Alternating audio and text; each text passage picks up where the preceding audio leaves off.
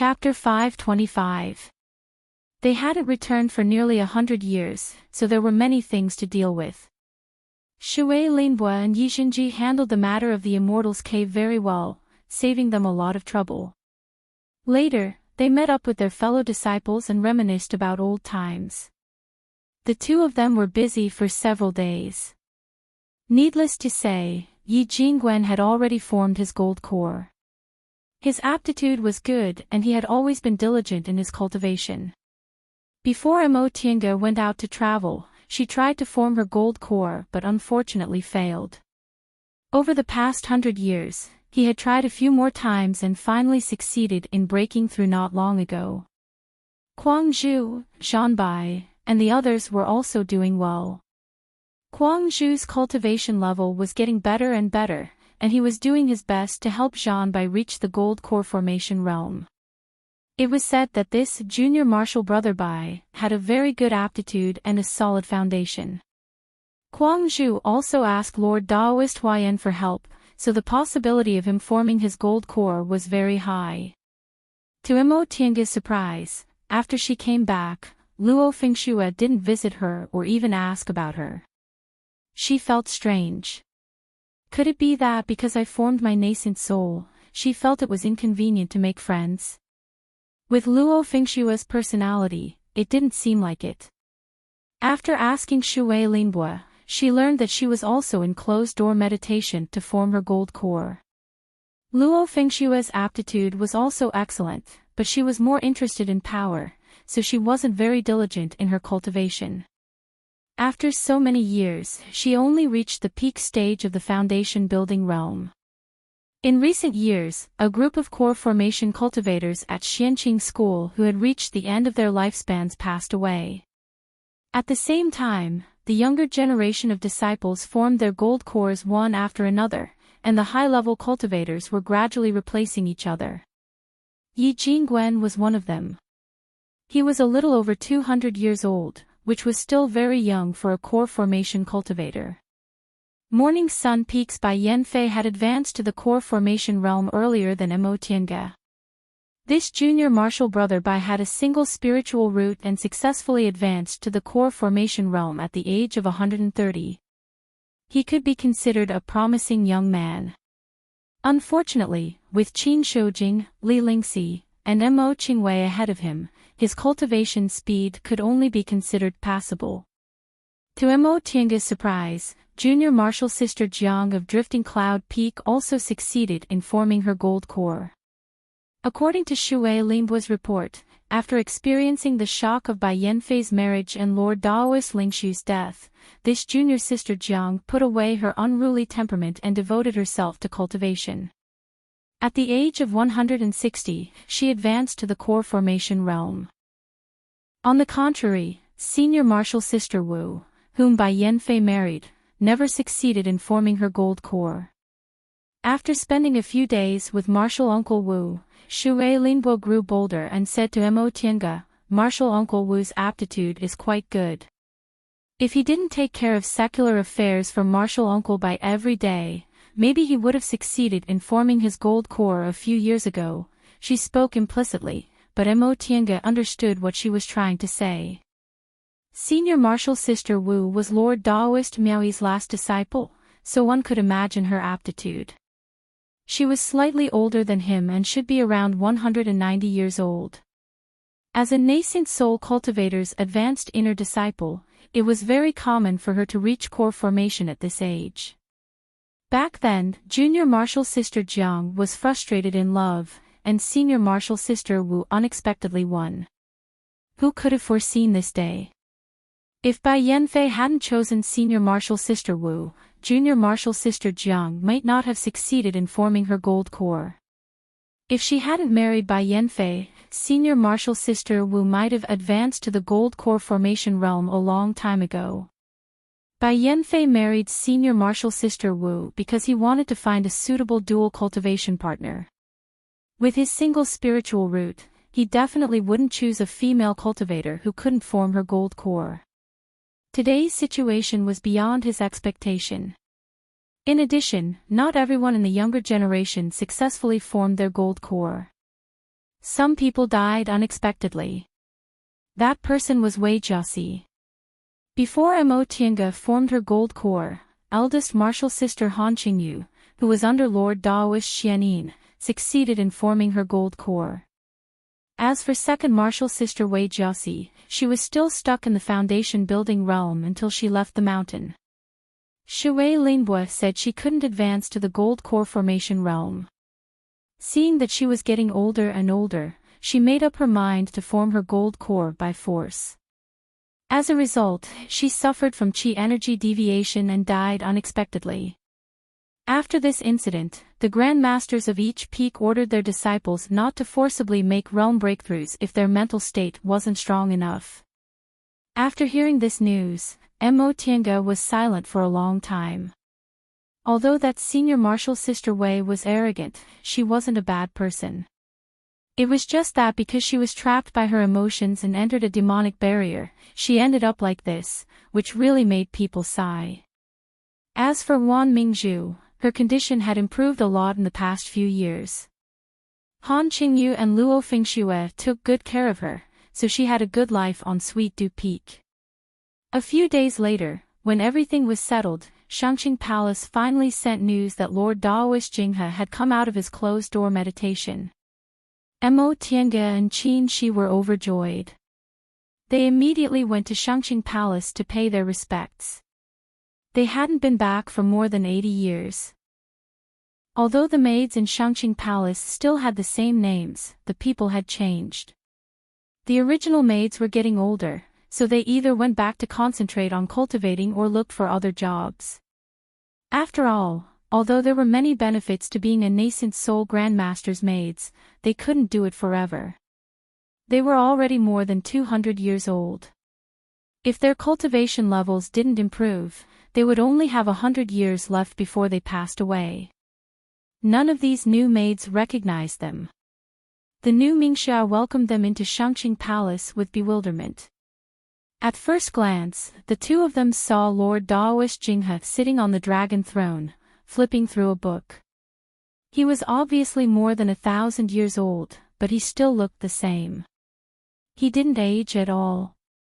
He had black hair, a short beard, a golden crown, and a brocade robe, giving off a threatening aura of nobility. Even though he was sitting very seriously at the moment, he still gave off a lazy and indulgent aura. Mo Tiange was a bit absent-minded as she watched this scene. It was as if time had never passed and she had returned to the first time she saw this master. Master! Upon seeing them coming in, Lord Daoist Jinghe looked up. In the next moment, he threw the book in his hand at them. Two little brats. He scowled and glared at them. You've really grown up. You left and didn't come back. How many years has it been? Ha! It's fine if you didn't come back, but you didn't even send a message. Chirp chirp chirp chirp chirp. The two of them lowered their heads and obediently took the scolding. Looking at the lively and angry master, they couldn't help but smile and feel warmth in their hearts. They'd been wandering outside for so many years, how much did they miss this scene? It was precisely because of the existence of this precious master that Xianqing School was their home. Senior Martial Brother Jinghe, Senior Martial Brother Jinghe. Seeing that he was cursing more and more smoothly and showed no signs of stopping, Lord Daoist Huayan hurriedly stopped him. Enough, enough. With someone trying to smooth things over, Lord Daoist Jinghe snorted and sat back to drink tea to moisten his throat. I'll let you go first. He hadn't cursed like this for a long time. It was so refreshing. Senior Martial Brother Huayan. The two of them saluted Lord Daoist Huayan next to them. Although Lord Daoist Huayan's cultivation level wasn't high, he was much older than them and had a good relationship with Lord Daoist Jinghe, so the two of them behaved respectfully and didn't dare to be rude. Junior martial brothers and sisters, there are no outsiders here, so you don't have to be so polite. Sit down. After Lord Daoist Huayan said that, Mo Tiange and Qin Shi didn't refuse and naturally found a place to sit. Lord Daoish Jinghe glared at them and shouted, "Master, I haven't told you to sit yet." The two of them had no choice but to stand up again. Seeing that they were so obedient, Lord Daoish Jinghe nodded with satisfaction. "Okay, sit down." The corner of Qin Shi's mouth twitched a little. He resisted the urge to roar and sat down again. Mo Tiange turned her face away and patted her forehead. "Okay, tell me, what happened? Why didn't you come back for so long?" Lord Daoish Jinghe finally asked calmly. He then stared at Qin Shi and added, "And you brat, why do you look a few years older after leaving for a few decades?" Hearing this, the two of them were a little moved. Everyone saw the change in Qin Shi's appearance, but neither Xianyin nor Zhenyang asked. They probably didn't realize that at his age, his appearance couldn't change at all, but their master noticed it at a glance. "Master," Mo Tiange answered first, "it's not that I didn't want to come back, but I couldn't." She didn't need to explain the reason why she couldn't come back, right? Qin Shi left the celestial pole to look for her because he found the undersea passage collapsed. Lord Daoish Jinghe's face darkened. "Then what happened? Don't tell me it took this brat decades to find you." "Of course not, but..." Qin Shi said helplessly, "We couldn't come back." As he spoke, he answered the previous question and briefly told them about being trapped in the Immortal Palace in returning ruined sea. He had already told these things 3 times. Listening to their experiences, Lord Daoish Jinghe looked more and more surprised. In the end, he said with jealousy, "You two brats, your luck is really good. You can even encounter this kind of fated chance. Ancient psychic magic weapon, divine beast's breath, a deification cultivator's treasure, and a nascent soul puppet. TSK, so many things. What a big profit. If he had this kind of fated chance, why would he be trapped in the middle stage of the nascent soul realm for so many years?" As for the dangerous things they encountered along the way, they weren't important. If they wanted to achieve something, they had to go through hardships. In any case, they were very good now. "Girl." Lord Daoish Jinghe looked at Mo Tiange and sighed. "I really don't know if you're unlucky or lucky. When you were building your foundation, you traveled for more than 20 years. You were also trapped by others and couldn't get out, but when you came back, you advanced smoothly. Now that you're in the core formation realm, you're even more troublesome. You actually dared to deal with so many late-stage nascent soul cultivators. In the end, you even profited from misfortune and formed your nascent soul." Mo Tiange smiled. "Master, it's because I'm blessed and quick-witted." Pfft. Lord Daoish Jinghe glared at her. "You're really shameless." "Forget it," but he still asked worriedly, "Is your realm stable after you formed your nascent soul? What's going on with that heavenly tribulation? You're not hurt, right?" Mo Tiange stepped forward and reached out her hand. "You'll know when you take a look." Lord Daoish Jinghe pressed her pulse, and his spiritual aura circulated in her body. He was surprised. His spiritual aura is so solid. Her body is also very tough. Even cultivators who practice body refining technique can't have this kind of effect. Being reshaped by heavenly thunder is indeed extraordinary. When she built her foundation, she obtained Zhong Muling's 5-spirit body refining technique.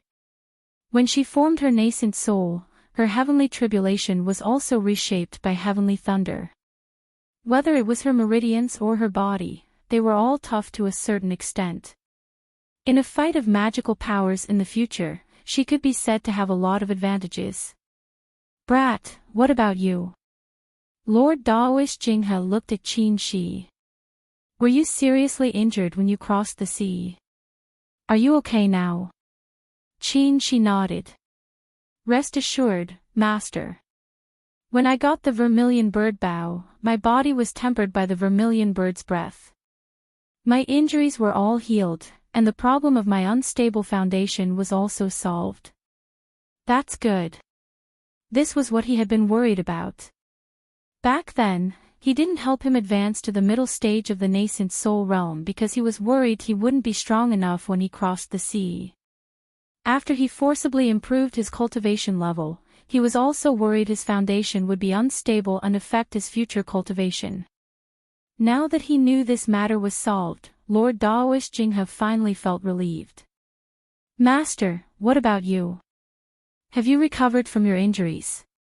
Mo Tiange asked. Do I look bad to you? Lord Daoist Jinghe gave her a supercilious look. You just need to take care of yourself. Don't worry about me. Chapter 526. After greeting her, Lord Daoist Huayan mentioned, by the way, Senior Marshal Brother Zhenyang sent a letter saying that now is a special time, so Qingwei's soul formation ceremony can only be postponed for a while. I hope you can understand. Lord Daoist Zhenyang mentioned this matter before they left Kuanzhong City. Mo Tiange naturally didn't care. She didn't like this kind of occasion, so she wouldn't even hold a soul formation ceremony if it wasn't a tradition. Senior Marshal Brother Huayan, what are you talking about? How can I be so ignorant? After a pause, she continued, I hope the soul formation ceremony can be as simple as possible. I forgot you and Shoujing have the same temperament. Lord Daoist Huayan shook his head with a smile. But this soul formation ceremony can't be skipped. It's very meaningful. Lord Daoist Huayan's words were meaningful. Since Lord Daoist Xianin, every time someone in Xianqing school reached the nascent soul realm, it had a profound meaning. Lord Daoist Xuanin's nascent soul realm represented the beginning of Xianqing school's prosperity. After Qianxi's nascent soul realm, the number of nascent soul cultivators in Xianqing school finally caught up with that of Tiandao sect. After Qianxi left, Xianqing school lost one nascent soul cultivator and stabilized the situation. As for Mo Tiange, after she reached the nascent soul realm, the number of nascent soul cultivators in Xianqing school suddenly increased to 8, firmly occupying the position of the number 1 sect in the celestial pole, indicating the coming millennium of prosperity. What surprised outsiders was that among the 4 new nascent soul cultivators, 3 were Lord Daoist Jinghe's disciples. Humph. Thinking of this, Lord Daoist Jinghe couldn't hide his complacency. One sect has 4 nascent soul cultivators. Who in the celestial pole can do that? That old man Song Feng is known as the number 1 cultivator in the celestial pole, but he doesn't even have a proper disciple. Ha ha ha ha. Hearing Lord Daoist Jinghe's laughter, Qianxi's mouth twitched again, and Mo Tiange turned her face away. Only Lord Daoist Huayan smiled, he was completely used to it. After Lord Daoist Jinghe finished laughing, Lord Daoist Huayan continued, by the way, Qingwei, according to the rules of Xianqing school, after advancing to the nascent soul realm, you can occupy a peak alone, but we've never had more than 6 nascent soul cultivators in all these years. When Shoujing returned from forming his nascent soul, he went into closed-door cultivation to stabilize his realm. He didn't plan to take over the peak of drifting clouds. When Shoujing was not around, junior brother Lingxi happened to form his nascent soul. After some discussion, we decided to give the peak of drifting clouds to him, so... Mo Tiange waved her hand. Senior Marshal Brothers, you don't have to feel embarrassed about this matter. I'm fine as I am right now. Yes, Senior Marshal Brother Huayan, Qianxi said, when I formed my nascent soul, peak of drifting clouds was still empty, but I didn't want to move there. Now, Tiange is naturally with me. Guarding a peak was really not in line with their personalities. Besides, they only had one disciple, Yixinji. Including Shui Linbo, there were only 4 people living in the cave, so there was no need for them to occupy a peak alone. Xianqing school only had 6 peaks in total, so they couldn't possibly move the 2 of them to the symbolic main peak, right? I said you don't have to worry about this kind of thing. Xianin has gone to Sweet Dew Peak, so I'll leave 2 disciples to inherit his legacy, okay? Lord Daoish Jinghe said indifferently. If he hadn't nodded, the others wouldn't have been able to assign the Peak of Drifting Clouds to Li Lingxi while Qin Shi was still alive. However, Lord Daoist Huayan felt that it was better to tell them about this matter. After talking about some chores, Lord Daoist Huayan got up and left. Lord Daoist Jinyang wasn't here, and Lord Daoist Jinghe was like this, so the task of presiding over Xianqing School fell to Lord Daoist Huayan. Although other chores were handled by the head of the core formation realm, when it came to important matters, he had to make decisions. After Lord Daoist Huayan left, Lord Daoist Jinghe put away his indifferent expression and waved his hand to lay a soundproof barrier. Tell me, Tiange, what happened to your magic weapon? Master. Mo Tiange wanted to say something, but in the end, she just sighed. Lord Daoist Jinghe waved his hand. The nascent soul heavenly tribulation is both a curse and a blessing. It's not necessarily a bad thing for your magic weapon to be destroyed. You'll stand at a higher starting point and start anew. You'll be better than before. Yes, Master. Mo Tiange was sincerely moved by such a serious comfort. She thought for a while and began to talk about her idea. Master, I've thought about it. A bird in hand is better than 100 birds in the bush, and the quality of magic weapons is more important than the quantity. My natal magic weapon itself is very powerful, but I've never been able to fully exert its power. It's better to master the heaven and earth fan than to refine a new magic weapon. Lord Daoist Jinghe nodded. You're right. Most of your senior martial brother Shoujing's divine power is on the 3-yang real fire sword, and my real killing move is also on the Li Fire Gourd, my natal magic weapon. The so-called natal magic weapon's biggest advantage is that it can grow stronger with me. If I abandon it and use other magic weapons, I'll be neglecting the essentials. Hearing this, Mo Tiange blushed a little. In the whole core formation realm, she didn't pay enough attention to her natal magic weapon. Instead, she spent a lot of time on miscellaneous arts. Although her overall strength wasn't weak, she didn't exert her full strength. Master, Qin Shi said, just now, Senior Martial Brother Huayan was here, so I didn't explain some things in detail. I suspect Tiange's natal magic weapon has something to do with the Azure Dragon. Azure Dragon. Mo Tiange felt a little guilty. In fact, when I was in the foundation building realm, I got the Azure Dragon's bone.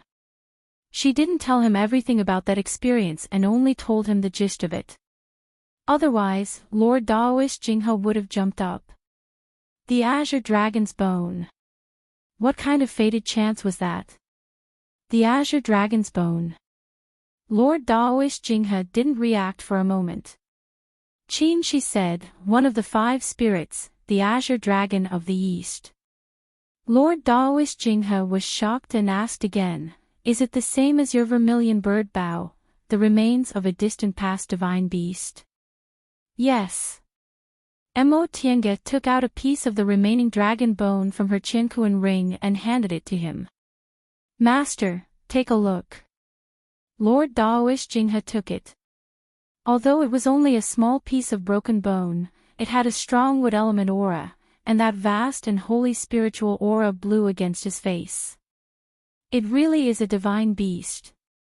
Although he had never seen a divine beast, such a vast aura, what else could it be other than a divine beast? Lord Daoist Jinghe held the piece of dragon bone and sighed. Even an old monster in the late stage of the nascent soul realm who had lived for thousands of years like him had never seen a divine beast's bone. He really didn't know what kind of luck this damn girl had. Qin Shi said, Tiange's heaven and earth fan is actually refined from dragon bones. Lord Daoist Jinghe shifted his gaze, and Mo Tiange very consciously handed the heaven and earth fan to him. Strange. After staring for a long time, Lord Daoist Jinghe frowned. There's no azure dragon's breath on the fan at all. This is also something we don't understand, she said.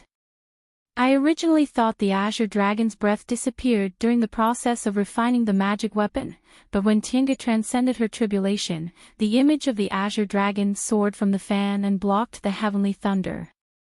That actually happened. Lord Daoish Jinghe found it unbelievable. But after that, we still didn't find the azure dragon's breath. Mo Tiange looked confused. Master, when the azure dragon appeared, its breath was very strong. Moreover, when I formed my gold core, I once encountered a nascent soul devil cultivator. That devil cultivator accidentally hit the heaven and earth fan, but he was forced to retreat. From this, it can be seen that the azure dragon's breath definitely exists. But where did the azure dragon breath go? After staring for a long time, Lord Daoish Jinghe returned the heaven and earth fan and the dragon bone to her and said sternly, Master can't answer this question. This is your natal magic weapon, and only you can understand it deeply. It hasn't been long since you formed your nascent soul, so it's time for you to stabilize your realm. You should spend 10 years to slowly stabilize your realm and continuously refine magic weapons.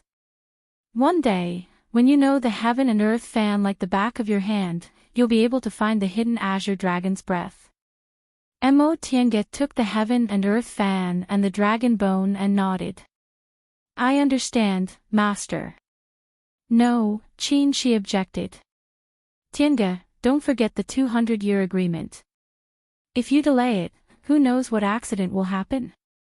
What 200-year agreement? Lord Daoish Jinghe didn't understand and stared at Mo Tiange. Girl, what else are you hiding from Master? Mo Tiange felt even more guilty. In the beginning, she didn't trust this master enough, but after a series of things happened, she felt it was inappropriate to say it. She sighed. Let me tell you. He roughly told her about Wanderer Ziwei and said in the end, I learned about this when I was on Demonic Mountain.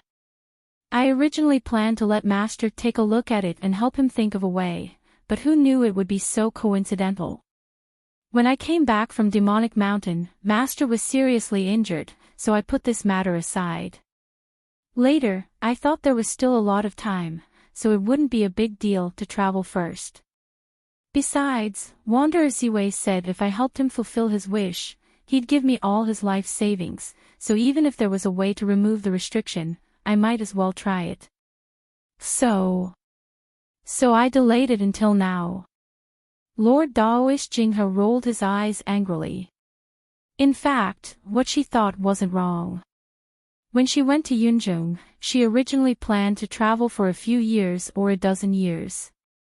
After she came back, she still had more than 100 years, so it wouldn't be too late to slowly think of a way. Who knew she wouldn't come back for so many years? Come here and let me see. Seeing Mo Tiange lowering her head guiltily, Lord Daoish Jinghe said helplessly. Yes, Master. Lord Daoish Jinghe placed his hand on the top of her head and said, Don't resist. Master wants to enter your sea of knowledge. She was already a nascent soul cultivator now. If she resisted, a serious accident might happen when she entered her sea of knowledge. Mo Tiange obediently closed her eyes and lowered her guard. Then she felt a force that didn't belong to her appear in her sea of knowledge. This force swam in her sea of knowledge slowly and cautiously. For high-level cultivators, the importance of the sea of knowledge was comparable to that of the nascent soul realm or even greater. If they didn't absolutely trust someone, they wouldn't allow the other person to enter their sea of knowledge because once the sea of knowledge was invaded, their consciousness might be destroyed. This was equivalent to possession. After a while, this force withdrew from her sea of knowledge, and Mo Tiange opened her eyes. Master. She asked impatiently, how was it? Lord Daoish Jinghe looked solemn. He paced back and forth with his hands clasped behind his back. In the end, he shook his head and sighed. This Wanderer Ziwei is indeed extraordinary. I can't do anything about the imprint he left behind. Mo Tiange wasn't very disappointed. Wanderer Ziwei already said this was his unique technique. Only deification cultivators could remove it. Just a trace of his divine sense could be preserved for as long as 200 years, and it could even continue to be preserved. It was clear that he had his own uniqueness in divine sense techniques. How could a so-called unique secret technique be easily removed by others? This Wanderer Ziwei has only tried to break through to the deification realm. He hasn't truly reached the deification realm, but he already has this kind of ability. How powerful would a real deification cultivator be? Lord Daoist Jinghe muttered to himself. Chapter 527. Mo Tiange didn't know how powerful a deification cultivator was, but she clearly remembered the incomparably powerful spiritual aura pressure when Zhong Muling and Yuan Bao waved their hands. Zhong Muling said that in this world, he was already a godlike existence. As for nascent soul cultivators, the higher their cultivation level, the stronger they were, and the more they feared the world, let alone compared themselves to gods. What kind of great divine power did they have to be able to say that? Unfortunately, there were only a few deification cultivators, so how could they meet them whenever they wanted? This question could only be answered when they entered the deification realm themselves. After the three of them finished their discussion, Mo Tiange and Qin Shi returned to her cave. Then Mo Tiange asked Shui Linbo to summon the steward of the steward's hall. Seeing that it was a summon from a new nascent soul Lord Daoist, the steward's hall didn't dare to neglect it, and the steward's elder came in person. Greetings, martial uncles. What can I do for you? The current steward's elder, whose Daoist name was Shi, came from Qinghuan Peak. He was quite old, but he was still in the middle stage of the core formation realm. Basically, it was impossible for him to advance to the nascent soul realm, and he only had 100 or 200 years left in his lifespan. In the various halls of Xianqing School, except for the sect head who chose young and strong core formation cultivators, the other stewards' elders were like Shi. They didn't have much lifespan left and were steady in handling affairs. These senior core formation cultivators were experienced, so they were tactful and reliable in handling affairs. Their cultivation levels weren't very high, and most of them had no hope of advancing to the nascent soul realm, so they were very willing to serve as stewards' elders so that they could obtain some benefits for their clans or disciples before they passed away. No need to be so polite. Qin Shi went straight to the point and asked, "Before I left the mountain, I entrusted a task to the steward's hall. How's it going now?" When he heard the summon, Elder Shi had already thought about the reason. Fortunately, he was very cautious at that time and personally supervised it. "Martial Uncle Shoujing, are you talking about the matter of Xuanji School?" "Yes." "What did you find out?" After receiving confirmation, Elder Shi took out a jade slip and presented it to Qin Shi. "Martial Uncle, over the years, our Stewards Hall disciples have carefully investigated Mount Yuzhu. The predecessor of the Profound Theory sect was the Tianliang sect. This sect specialized in the art of mechanisms and arrays, but it was exterminated a few thousand years ago. Later on, the remaining disciples of the Tianliang sect established the Xuanji sect. It existed for a long time and even produced a nascent soul cultivator. It was a resurgence for a time, but it lacked successors. In the end, it slowly declined and was finally destroyed due to internal strife. After that, small sects such as the Ghost Valley sect, the Seven Arcane sect, and the Yin-Yang sect appeared in the Jade Pillar Mountain area. They claimed to have inherited their heritage from the Xuanji sect, but whether it was the cultivation of the disciples or the art of formations, they could not be compared to the Xuanji sect of the past. The disciples of the Stewards Hall found scattered records in these small sects, and they also found the former residents of the Profound Secret sect. After spending some effort, they were finally able to confirm that the nascent soul stage senior of the Profound Secret sect had disappeared in the far west. These are the clues found by the duty hall, please have a look. Shi took the jade slip and inserted his divine sense into it. A moment later, he passed the jade slip back to Mo. After reading it, Mo nodded and said, "Thank you for your hard work."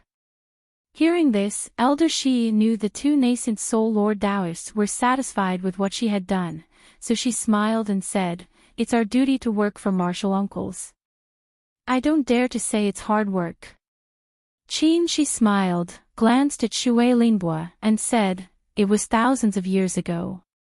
You must have spent a lot of effort to find these clues. These are your rewards. Take them and divide them among yourselves."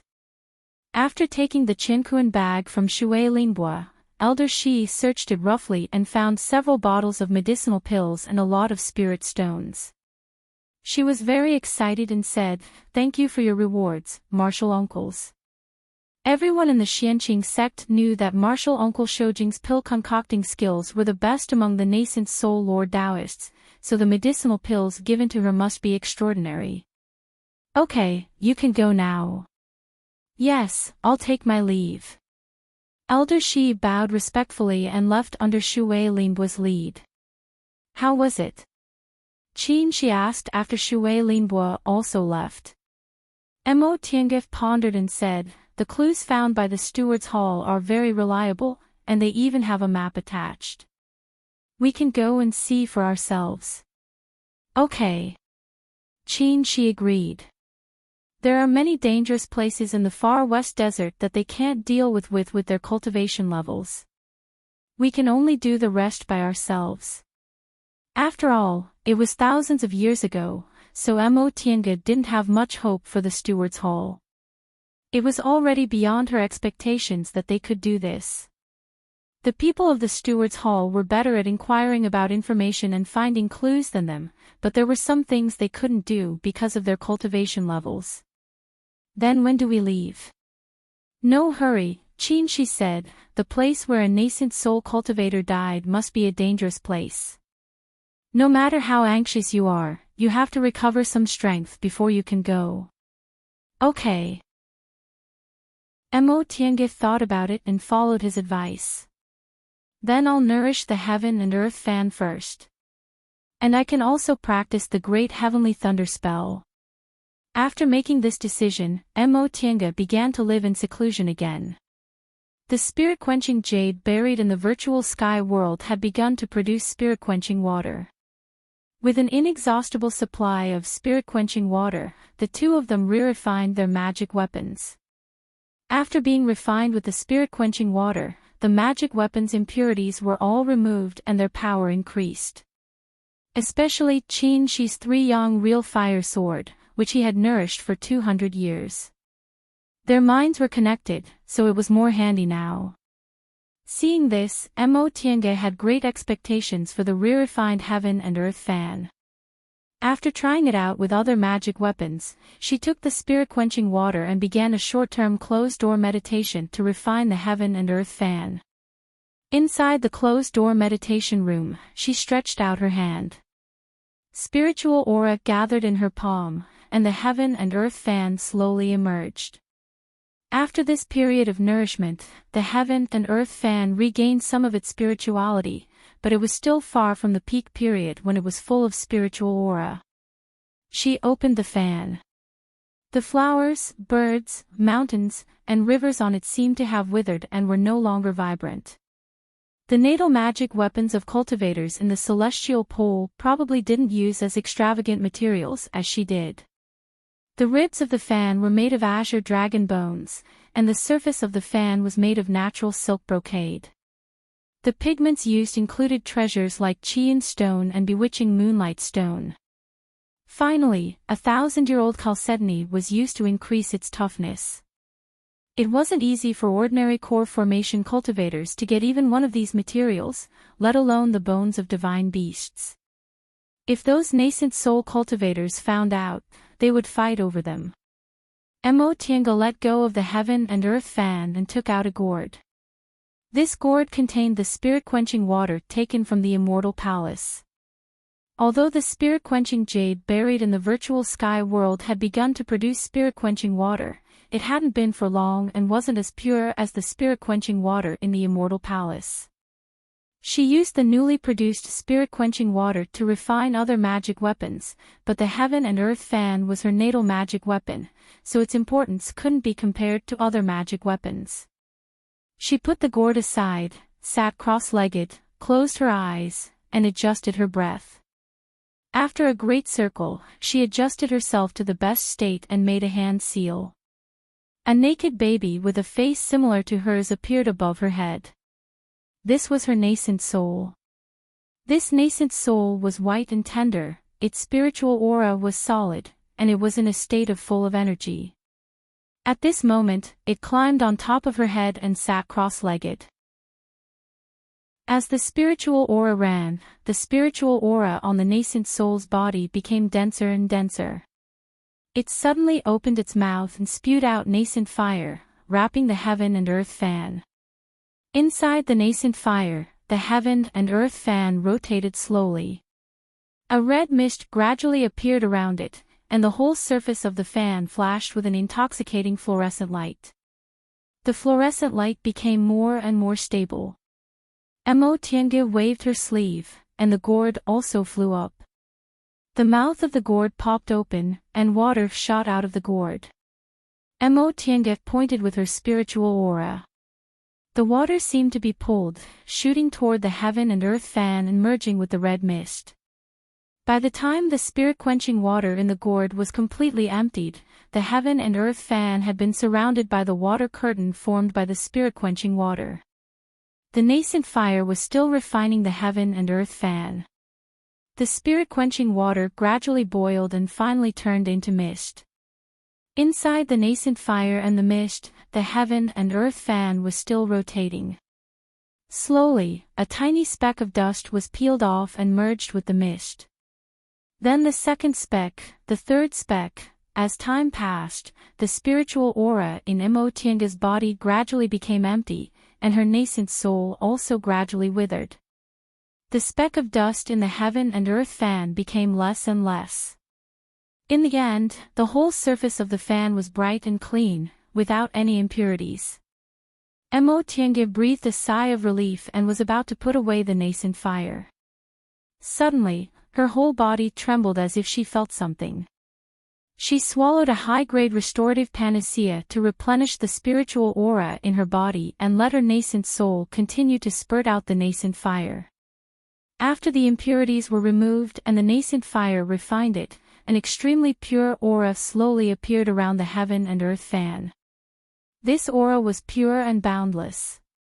It only lasted for a breath, but it made people feel endless vitality. Azure Dragon's Breath. Upon discovering this, Tiange was extremely excited. Azure Dragon's Breath finally appeared. Was it because there were too many impurities in the Heaven and Earth fan before, so the Azure Dragon's Breath couldn't appear? No matter what the reason was, she finally found the Azure Dragon's Breath. The nascent fire continued, and the Azure Dragon's Breath became stronger and stronger. In the end, even Qin Shi, who was outside the closed-door meditation room, was alarmed. He had the vermilion bird's breath in his body, so he was much more sensitive to the breath of divine beasts than others. He was sure that it was the Azure Dragon's Breath. However, Tiange was still in closed-door meditation room, so he couldn't enter and could only wait outside. What did Tiange do in the end? Did she finally find the secret of the Heaven and Earth fan? The Azure Dragon's Breath gathered around the Heaven and Earth fan. This breath was colorless at first, but when it reached a certain level, it gradually turned blue. This blue color became stronger and stronger until it finally transformed into a small azure dragon. The image of the azure dragon. Tiange had seen Qin Shi use the vermilion bird bow. When the vermilion bird's breath was shot by the vermilion bird bow, it would transform into the vermilion bird to attack. During the heavenly tribulation, the azure dragon's breath soared from the Heaven and Earth fan also had the appearance of an azure dragon. It seemed that she finally found the real killer move of the Heaven and Earth fan. However, her surprise hadn't ended yet. The image of the azure dragon became more and more solid, almost as if it was real, and the scales on its body shone with a blue light. Roar! The azure dragon opened its mouth and spat out a ball of golden lightning which flew towards her nascent soul. The golden lightning of the heavenly tribulation. While Emotianga was stunned, this ball of golden lightning had already surrounded her nascent soul. However, what was surprising was that it didn't cause any harm. Her nascent soul opened its mouth and swallowed this ball of golden lightning. As for the azure dragon, after releasing the golden lightning, it circled around and imprinted itself on the surface of the Heaven and Earth fan. Chapter 528. She sat in the small bamboo hall of the virtual sky world and looked at the closed-door meditation room next to him.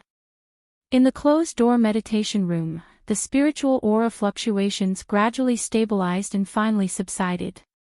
Then, the door opened and Emotianga stepped out with a happy face. "How is it?" She asked. The azure dragon's breath.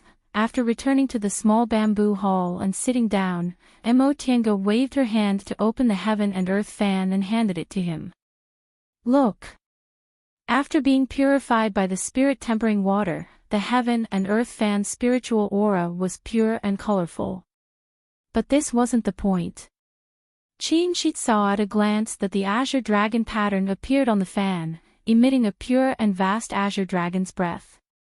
"This is, after I refined the Heaven and Earth fan again, the azure dragon's breath appeared," Emotianga said. Maybe the original Heaven and Earth fan's level wasn't high enough, so the azure dragon's breath was hidden. Emotianga wasn't guessing randomly. The vermilion bird bough was the most precious treasure of the ancient glacial ice palace. Not to mention the fact that the forging techniques of the ancient glacial ice palace were much more advanced than those of today.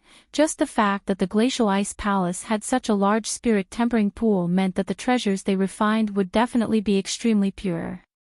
Although the materials used for her Heaven and Earth fan weren't inferior, the refining technique was incomparable. It hadn't been purified by the spirit-tempering water, so it certainly couldn't be compared to the vermilion bird bough. Fortunately, the Heaven and Earth fan was her natal magic weapon and connected to her mind, so it could be refined and improved. In time, it might be comparable to the vermilion bird bough. She thought for a moment and understood. He said with a smile, "In any case, I finally found the azure dragon's breath. If you nourish it well, the power of the Heaven and Earth fan will be greatly improved." Emotianga was full of confidence about this. The next moment, she thought of another thing and said hesitantly, "There's one more thing I'm not sure about." "What is it?" Emotianga didn't answer immediately. Instead, she made a hand seal and summoned a golden thunderbolt from her dantian. "This is..."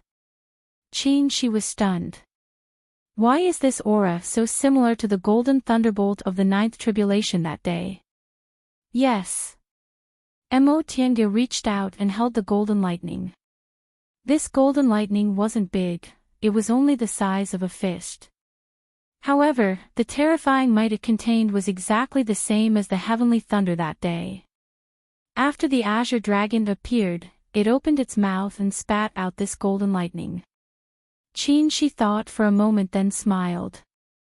"I understand." That day, the azure dragon faced the enemy and swallowed this ball of golden lightning, then hid inside the fan of heaven and earth.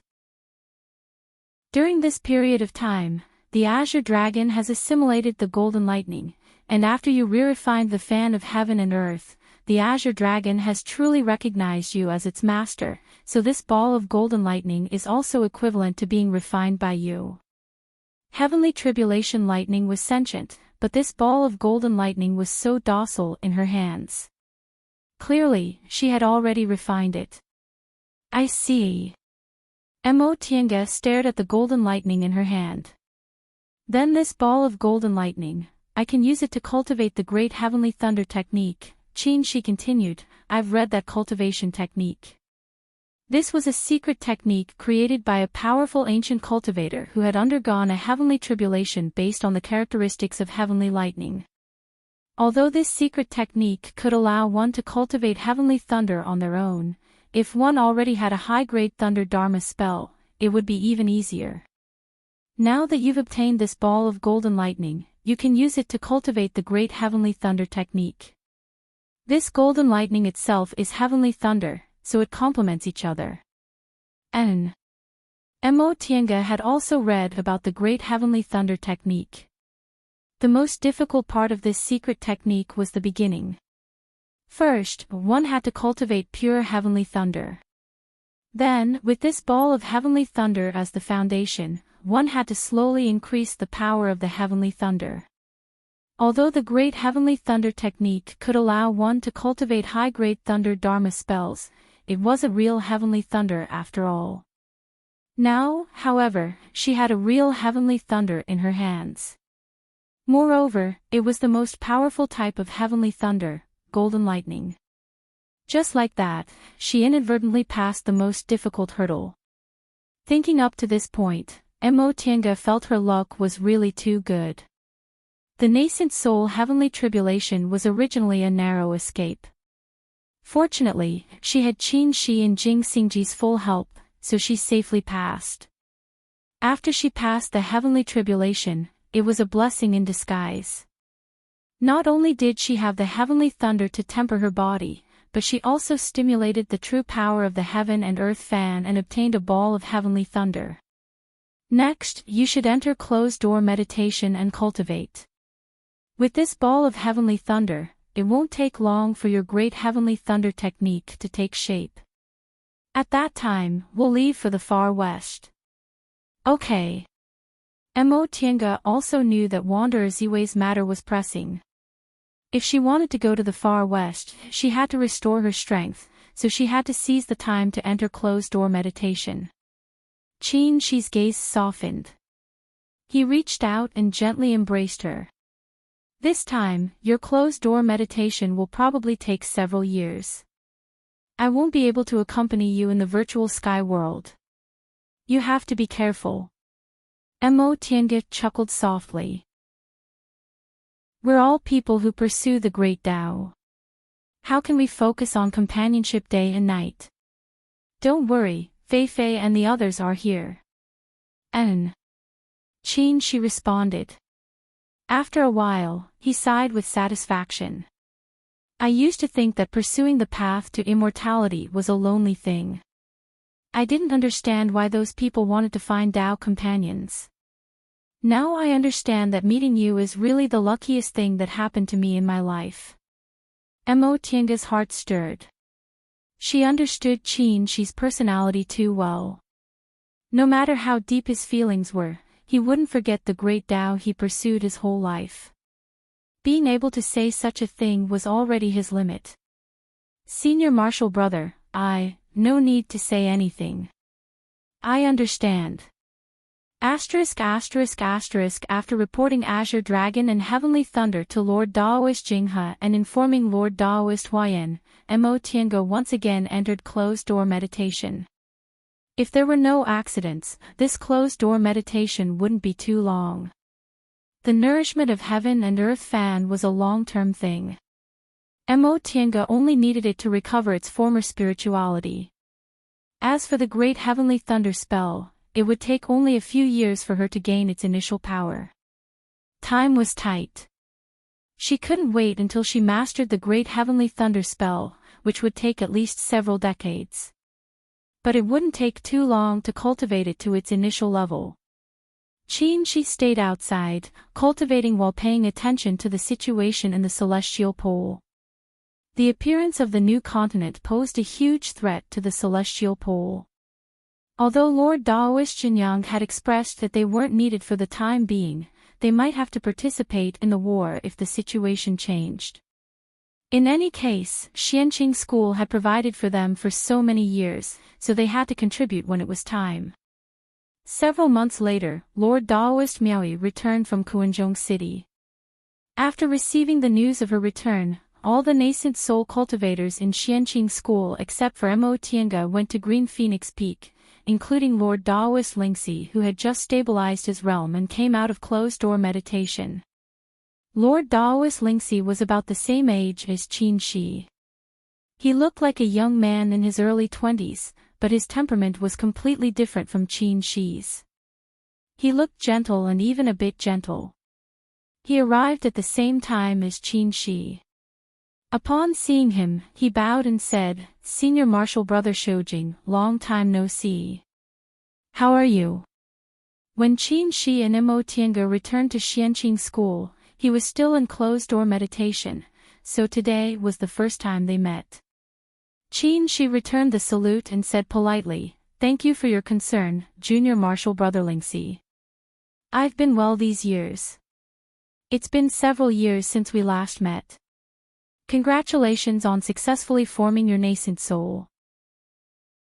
Lord Daoist Lingxi smiled and said, "I heard Junior Martial Sister Qingwei also succeeded in forming her nascent soul. Congratulations to you too." Qin Shi smiled and didn't say anything. He and Lingxi were only 1 year apart and entered Xianqing School almost at the same time, so they were often compared to each other. Especially after the two of them successfully formed their gold cores, they became the symbol of the new generation of Xianqing School's geniuses. This kind of long-term competition formed a unique relationship between them. They both paid attention to each other and secretly competed against each other. Although Lingxi gradually fell behind after forming his gold core and couldn't compete with him after forming his nascent soul, Qin Shi didn't look down on him. Because he always had a master to look after him, Lingxi lost his master not long after he built his foundation. Since then, he had been cultivating alone. Back then, there was also a nascent soul cultivator guarding Sweet Dew Peak. That person was Lingxi's master, Lord Daoist Tianyun. Lord Daoist Tianyun was also in the middle stage of the nascent soul realm. He was very powerful, so he was able to snatch Lingxi, a disciple with a single spiritual root. Unfortunately, Lord Daoist Tianyun unexpectedly died one time when he went out. With Lingxi's aptitude, Lord Daoist Jinyang intended to let him choose another master to avoid delaying his cultivation. However, Lingxi was a person who valued relationships and was unwilling to leave Sweet Dew Peak. Whether he had a nascent soul master or not, the impact was too great. From then on, although Lingxi worked hard, he could no longer compete with Qin Shi. Frankly speaking, Qin Shi and Lingxi's personalities were completely different, so they only maintained their relationship as fellow disciples. However, they were both magnanimous people who admired each other. The two of them entered Lord Daoist Miaoi's Immortal's cave, greeted each other, and took their seats. After a while, Lord Daoist Huayan and Lord Daoist Jinghe also arrived. "Miaoi, why did you come back? Where's that old man Jinyang? And that brat Xianin, is he all right?" Lord Daoist Jinghe made a lot of noise as soon as he arrived. In the whole Xianqing School, he was the only one who called Miaoi like that. Miaoi was 300 years younger than him, and he watched her advance to the nascent soul realm step by step. Jinyang was in the same generation as him, and Xianin was his disciple. Lord Daoist Miaoi laughed when she heard that. "Senior Martial Brother Jinghe, can't you say something nice? The war is about to break out at any moment. In any case, it's better to get some good luck." "What good luck? We're not mortals. Why would we believe that?" Lord Daoist Jinghe didn't take it seriously at all. He waved his hand and said, "You know I'm impatient. Tell me, did something happen?" Lord Daoist Miaoi sighed helplessly and then said seriously, "Senior Martial Brothers and Junior Martial Brothers, I have good news and bad news. Which one do you want to hear first?" "Whichever one." Lord Daoist Jinghe hurriedly said, "Tell me quickly." Lord Daoist Miaoi felt even more helpless and had to say, "Then I'll tell you the good news first. For now, we can't fight with the beast cultivators. The ghost cultivators on the new continent don't get along with the beast cultivators, so the war won't break out before we solve this problem. That's good. Hearing this news, Lord Daoist Huayan breathed a sigh of relief. In this case, we also have time to prepare. If we're fully prepared, the beast cultivators may not be able to take advantage of us. Lord Daoist Miaoyi nodded. Compared with the beast cultivators, human beings had an advantage in pill concocting, tool refining, talisman techniques, formations, and other miscellaneous skills. Once the mountain protecting formation was fully activated and the resources were in place, the beast cultivators might not be able to defeat them even if they spent several times the manpower and resources. What's the bad news? Don't worry. Lord Daoist Miaoyi said with a smile, I haven't finished the good news. We found a new continent, and there are many Dao cultivators living on this continent. We have an alliance. It's best if we fight with the Yao cultivators until both sides are injured. At that time, we have no choice but to submit to them and lose our autonomy. All the nascent soul cultivators fell silent. This was indeed something they didn't expect. Before the world changed, Yunzhong and the Celestial Pole were separated by the South Sea and couldn't communicate with each other. Even nascent soul cultivators like them only knew that Yunzhong was slightly stronger than the Celestial Pole, but they didn't know it was this much stronger. Shoujing's words aren't without reason. Dao Lord Miaoyi spoke up a moment later. However, the situation might not necessarily be that bad. Oh. Lord Dao Lord Huayan asked, Junior Martial Sister Miaoyi, do you have any other news? Miaoyi said, I didn't tell you the bad news just now, but now it seems it might not be bad news. She paused and said, in addition to Yunzhong, we also found something else this time. The devil path is restless again. Hearing this, everyone was surprised. Even Lord Dao Lord Jinghe's hand holding the teacup stopped. The devil path. Demonic mountain. Yes, Miaoyi said. This time, Tian Dao sect only left 2 early-stage nascent soul cultivators to guard the gate. The other 4 have all gone to Kuanzhong City. Originally, they were very relieved with Demonic Mountain as a barrier, but they didn't expect a group of disciples of the Devil Path to suddenly attack Mount Yuheng not long ago. This time, all the cultivation groups in the Celestial Pole united to establish an alliance. Tian Dao sect took the initiative and dispatched 4 nascent soul cultivators, 2 in the late stage and 1 in the middle stage. Tian Dao sect's strength ranked first among all the cultivation groups.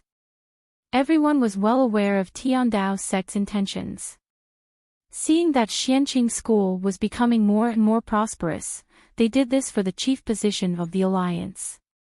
Xianqing school had always been more conservative than them. If they took the initiative to attack, they could still gain the upper hand. Unfortunately, Lu Dingyuan's plan fell through because of the return of Qin Shi and Mo Tiange. With 8 nascent soul cultivators, even if Xianqing school didn't have many nascent soul cultivators in Kuanzhong City, Tian Dao sect status wasn't something Tian Dao sect could shake. Even if Lu Dingyuan obtained the chief position as he wished, it would still be the same. Tian Dao sect cut off all means of retreat and gave up the title of the number 1 cultivation group in the Celestial Pole.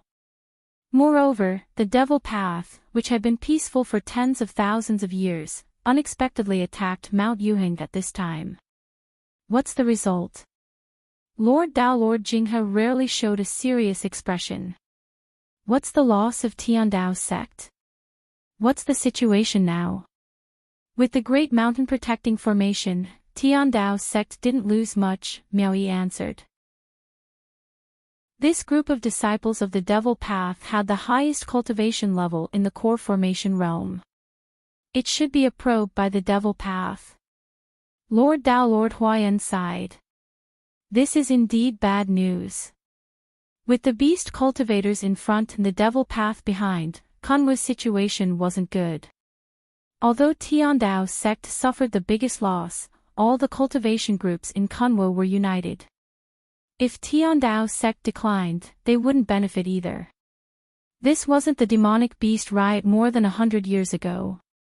At that time, human cultivators had the upper hand, and the cultivation groups could still play tricks among themselves.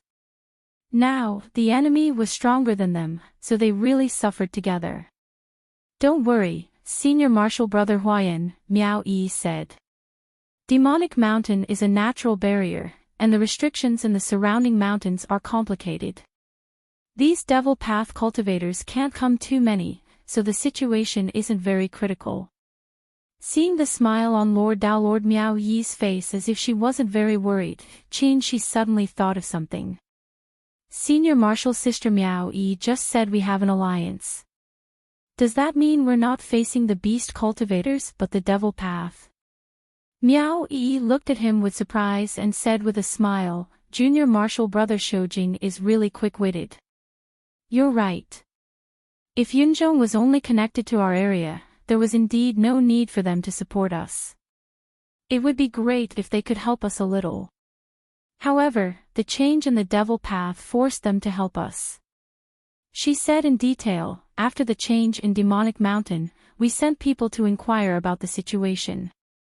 As a result, we found that in the past tens of thousands of years, the forces of the Devil Path have already penetrated deep into the northeastern forest. The northeastern part of the Celestial Pole was a vast forest. This forest was different from the demonic beast forest in the south of Kunwu. There were no large spirit veins here, so there were only some small demonic beasts and no cultivation groups. Because of this, the big cultivation groups in the Celestial Pole didn't take this forest seriously. Even cultivators who hunted for treasures rarely went there. As it turned out, this forgotten place had long fallen into the hands of the Devil Path. During the war between the Righteous Path and the Devil Path cultivators were driven to the north of Demonic Mountain and never entered Kunwu again. The terrain of that mountain range was complicated and the conditions there were bad. The Devil Path cultivators suffered a lot there, but they were no match for the Righteous Path, so they had no choice but to move northeast. Although the northeastern forest didn't have many spirit veins and wasn't rich in natural resources, it was at least much calmer than Demonic Mountain. After the change in the world, Yunzhong and the Celestial Pole weren't far apart. The natural moat and the South Sea became a strait. Devil Path cultivators discovered that there was such a large piece of fertile land in the northeast. How could they hold back? Although they didn't dare to fight against the cultivators in Yunzhong head-on, they couldn't avoid harassing and plundering from time to time. I see. She heaved a sigh of relief. If that was the case, the situation in the Celestial Pole wasn't too bad. With the Devil Path cultivators causing trouble in Yunzhong, at least they didn't have to worry about the Celestial Pole taking advantage of the situation and coming to the Celestial Pole. Besides, in order to let the Celestial Pole contain the Devil Path's rear, the cultivators in Yunzhong might take the initiative to express friendliness and help them deal with the beast cultivators. In this way, the alliance could be established. After Lord Daoist Miaoyi finished speaking, the others sank into their own thoughts. The appearance of Yunzhong and the unusual movement of the Devil Path, these two things happened at the same time, so the situation in the Celestial Pole suddenly became very complicated. The beast cultivators, ghost cultivators, Devil Path, Yunzhong, and the Celestial Pole, these five forces all had their own enemies. Coupled with the geographical distance, it was really hard to say how things would develop. After a long time, Lord Daoist Jinghe heaved a long sigh and said seriously, which was rare for him, this game of chess is not easy to play. Yes. Lord Daoist Huayan frowned deeply. The beast cultivators in the southern forest are easy to deal with, but we still don't know what's going on in this new continent. The beast cultivators and ghost cultivators don't get along. Is there anything we can use? How powerful is the Devil Path in the north of Demonic Mountain now? How many high-level devil cultivators are there? What do they think about Kunwu and Yunzhong? And Yunzhong is powerful, so it shouldn't be difficult for them to deal with the devil path cultivators on Demonic Mountain. Will they use thunderous means to eliminate the devil path in one fell swoop? We're stuck in the middle, so we're not only friends and enemies, but we also have to maintain a kind of balance to survive. Lord Daoist Huayan's cultivation level wasn't high, but he had rich experience. His thoughts were the key. The celestial pole now had enemies and friends, but it wasn't enough to eliminate the enemies. If the forces in Yunzhong were too strong and the devil path were eliminated in one fell swoop, their situation would also be bad. For a long time, cultivators in Kunwu thought they could stay vigilant because they had demonic beasts on their side. After the world changed, the situation changed greatly.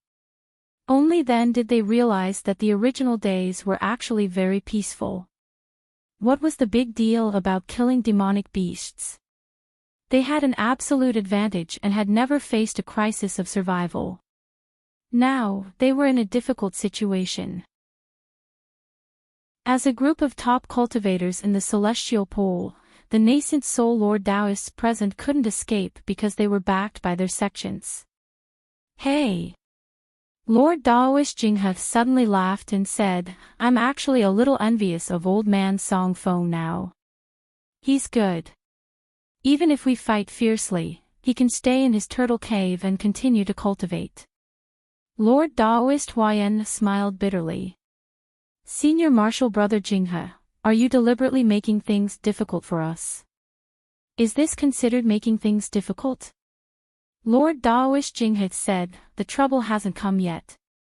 When the beast cultivators launch a large-scale attack and the devil path is unwilling to be left out, it'll be impossible for us to sit here and worry. Hearing this, everyone sighed in their hearts. Wasn't that right? Only the beast cultivators could stay in their sects to cultivate, but if the war broke out, perhaps only 2 or 3 people could stay in their sects to keep watch, or even not. Chapter 530. Mo Tienge was completely unaware of the chaos outside. At this moment, she was wholeheartedly cultivating the great heavenly thunder technique. As for the heaven and earth fan, it had already been taken back to her dantian for nourishment. The advancement of a natal magic weapon was never something that could be accomplished overnight, and it couldn't be rushed. In the virtual sky world, her nascent soul was sitting cross-legged on top of her head. It made a hand seal and spat out a ball of golden lightning. This ball of golden lightning was only the size of a fist, but it was full of power. Letting the golden lightning float in the air, Mo Tienge continued to circulate the spiritual aura in her body unhurriedly. When the spiritual aura in her body reached a balanced and stable state, she made a hand seal and released the aura of the origin to wrap the golden lightning. Although the golden lightning's momentum was astonishing, it was very docile to her. It didn't resist at all and let the spiritual aura slowly seep into it. As time passed, the golden lightning absorbed spiritual aura bit by bit and gradually grew stronger. Mo Tienge seemed to have forgotten the passage of time. Cultivation knew no time. Spring, summer, autumn, and winter passed in the blink of an eye. Qin Shi sat in the cultivation room, cultivating with his eyes closed. As he operated his cultivation technique, the vermilion bird's breath was released from the yang spiritual bead and slowly surrounded him, forming a light red mist around him. His current situation was a bit complicated. Whether it was the yang spiritual bead or the vermilion bird bough, they had already recognized him as their master and wouldn't harm him. However, these two things were too powerful, and he couldn't completely control them now. The yang spiritual bead contained too much spiritual aura, so he could only slowly absorb it and refine it for his own use. From this point of view, his cultivation conditions were unique. Even without the virtual sky world or spirit veins, he could still use the yang spiritual bead to cultivate. As for the vermilion bird's breath, it was too powerful. He could only barely use it by relying on the Yang's spiritual bead. If he wanted to use it smoothly, he had no other way but to improve his cultivation level. Whether it was the Yang's spiritual bead or the vermilion bird's breath, they were both extreme Yang. In this case, it became difficult for him to cultivate the 3 primordial cycles technique, so he could only choose to cultivate the pure Yang technique. If he used the pure Yang technique as his main cultivation technique, this wouldn't be a problem. However, when he advanced to the nascent soul realm, he once considered switching to cultivating the yin and yang dual cultivation technique Yuan Bao gave him, which became a huge problem. After all these years of exploration, he already had a plan on how to switch to the same cultivation method. However, with his current condition, if the two of them changed to cultivating the yin and yang dual cultivation technique, the vermilion bird's breath would inevitably be transmitted to Mo Tiange. This vermilion bird's breath was too domineering. Mo Tiange wasn't the person it recognized as its master, so it was unknown whether she could endure it or not. This problem could only be solved when the two of them cultivated together. As he was cultivating, he suddenly sensed something and opened his eyes. After pondering for a moment, he withdrew his spiritual breath, stood up, and walked out of the cultivation room. At the same time, the closed-door meditation room next to her opened and Mo Tiange walked out. "How is it?" Qin Shi asked impatiently, "Have you mastered the great heavenly thunder spell?" Mo Tiange nodded and stretched out her hand. In an instant, a ball of golden lightning gathered in her palm. "Although it's not a small success, I can finally face the enemy." Qin Shi smiled, feeling relieved. The great heavenly thunder art had reached the initial stage, so the journey to the far west could begin. The two of them returned to the cultivation room and sat down. After briefly talking about the closed-door meditation, Mo Tiange asked, "How's the situation in the celestial pole these past few years?" Qin Shi answered, "The situation is a bit complicated, but generally speaking, it's neither good nor bad." Since the discovery of Yunzhong, the situation changed from confrontation to balance as Lord Daoist Jinghe and Lord Daoist Huayan expected. For this reason, all the cultivation groups in the Celestial Pole quickly formed an alliance in Kuanzhong City, called the Celestial Pole Immortal Alliance. Lu Dingyuan from Tiandao sect was the leader of the alliance and formed a council of elders with 5 late nascent soul cultivators to make decisions together. As long as other cultivators formed their nascent souls, whether they were cultivators from cultivation groups or individual cultivators, they would become elders of the Immortal Alliance. The Immortal Alliance decided that all the cultivation groups in the Celestial Pole, big or small, would be under the control of the Immortal Alliance. All the cultivators in the Celestial Pole, regardless of their cultivation level or origin, would obey the orders of the Immortal Alliance. The establishment of the Immortal Alliance represented the unification of the cultivation world in the Celestial Pole, including Jingfa sect outside Kunwu and the cultivation clans and small cultivation groups scattered in the mortal countries. Of course, there were so many cultivators in the Celestial Pole and so many cultivation groups, so the management of the Immortal Alliance couldn't be based on the cultivation groups. Therefore, if there was no war, each cultivation group would still be the same as before. The Immortal Alliance had no power over the internal affairs of each cultivation group, but when fighting against foreign enemies, it had the power to command any cultivation group or cultivator. The Immortal Alliance was established at the initiative of the 7 great cultivation groups and was overseen by many nascent soul cultivators. The other cultivation groups and clans didn't dare to oppose it and acknowledged its leadership. After its establishment, the Immortal Alliance sent out a large number of spies to investigate the major forces. The continent connected to the southern forest was called Shiji. It was originally in the far west and was very far away from other continents. There used to be cultivators on this continent, but later, a brilliant ghost cultivator appeared in Shiji. Under the leadership of this ghost cultivator, Shiji established a ghost city, which greatly increased its power. In the end, it even killed all human cultivators. From then on, there were only ghost cultivators on Shiji and no human cultivators. The cultivation method of ghost cultivators was similar to that of human cultivators. They were also divided into aura refining, foundation building, core formation, nascent soul, and so on. The only difference was that they cultivated the aura of death, and in the end, they formed a ghost infant. According to legend, after ghost cultivators formed their souls, they could rebuild their corporeal bodies. If they finally became ghost immortals, they could also ascend to the world of immortals. However, it was extremely difficult for ghost cultivators to advance. On Shiji, ghost cultivators had never appeared before. In any case, ghost cultivators originated from human cultivators and didn't get along with monster cultivators. For tens of thousands of years, ghost cultivators and monster cultivators on Shiji lived in harmony most of the time, but fights broke out every once in a while. As for the Devil Path, their movements became more and more serious in the past few years. Devil Path cultivators often appeared on Demonic Mountain and attacked Tiandao sect disciples. Fortunately, their previous guess was right. The Celestial Pole wasn't their focus. With Demonic Mountain there, it would be difficult to invade the Celestial Pole again. It was better to cross the strait in the northeast and plunder the cultivators in Yunzhong. In this regard, the situation was a bit better than what everyone had expected.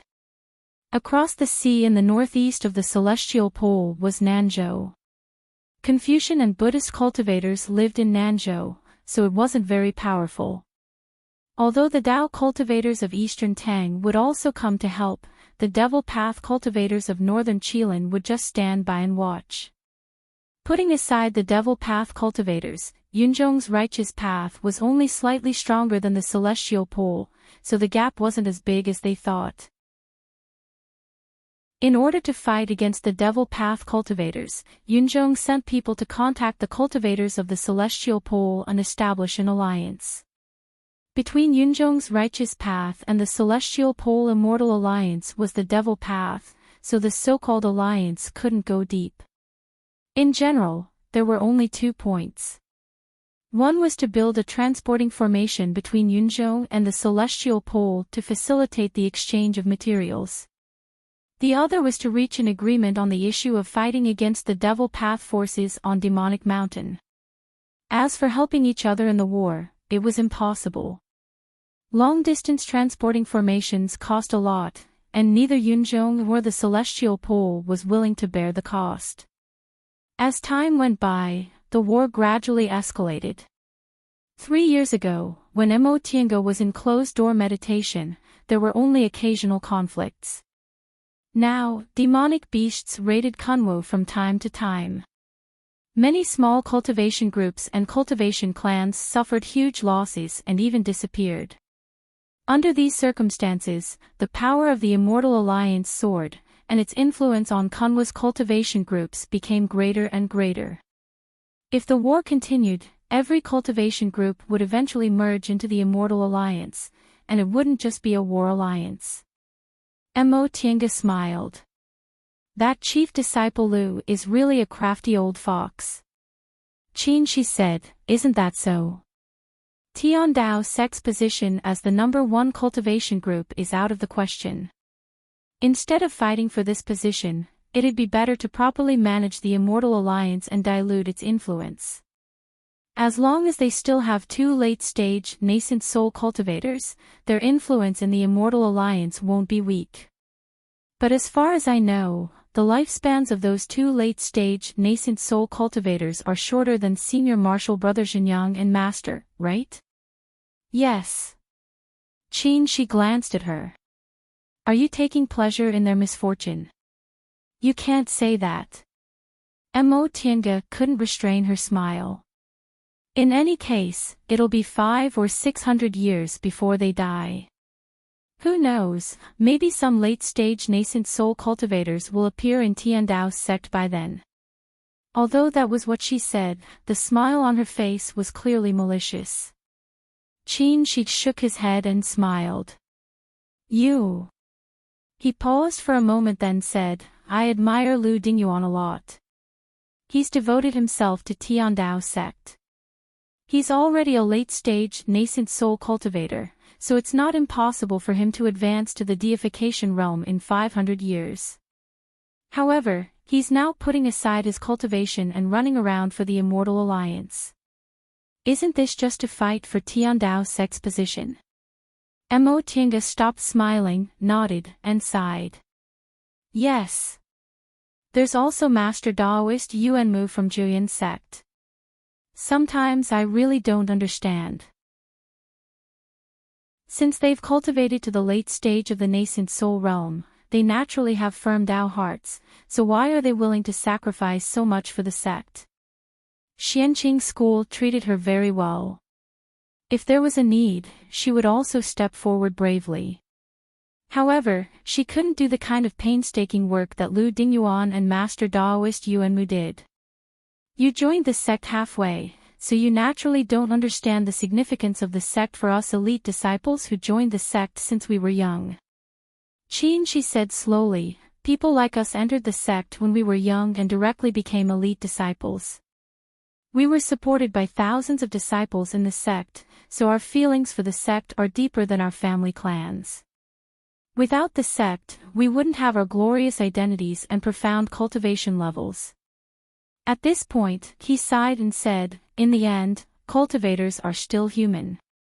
How can we avoid human feelings? If we don't even care about the feelings of the sect, how can we cultivate to the nascent soul realm? We would have long been plagued by inner demons and died.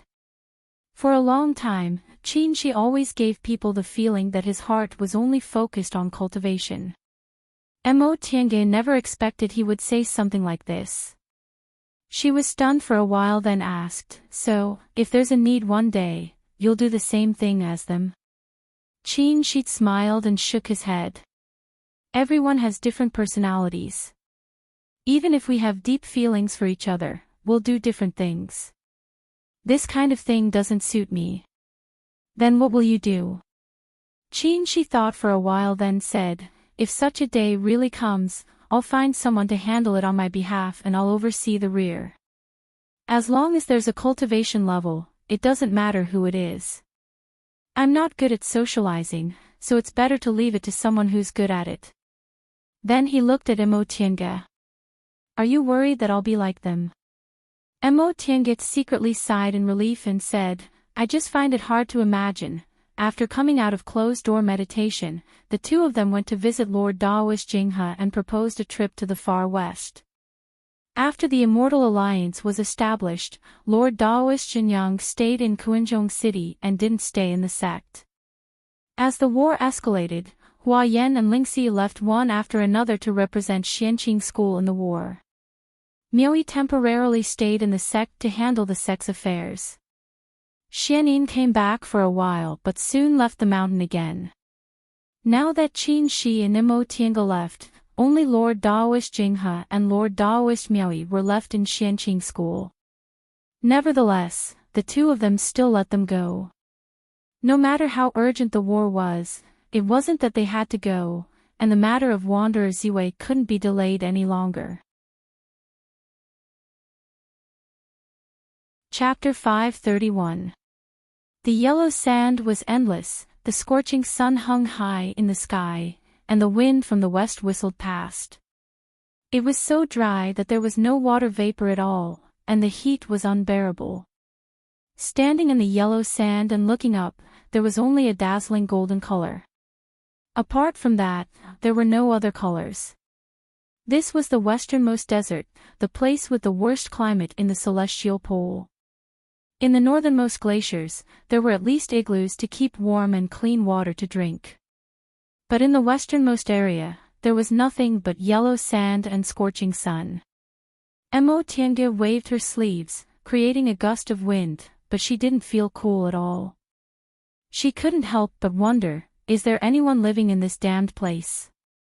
Cultivators like them were immune to cold and heat, but standing in the yellow sand and looking at this scene, even their hearts would feel hot, let alone mortals.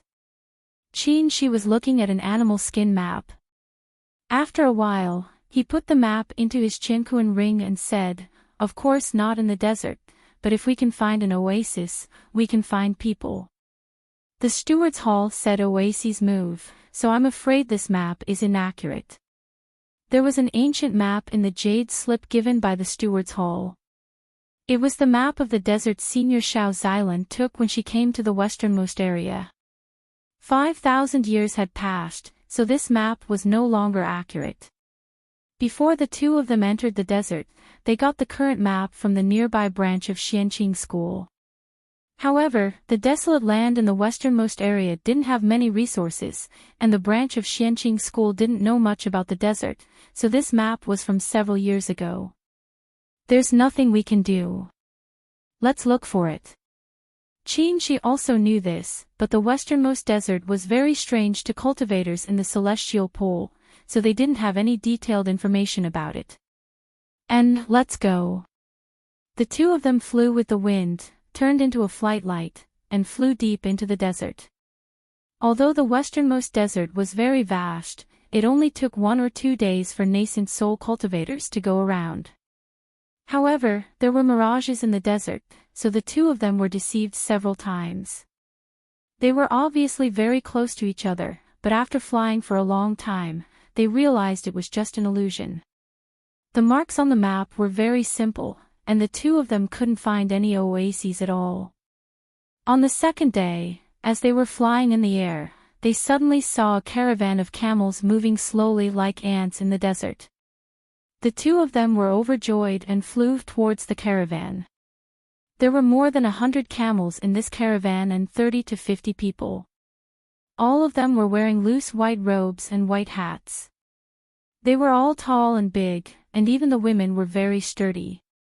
Their skin was slightly dark, and their facial features were rather deep.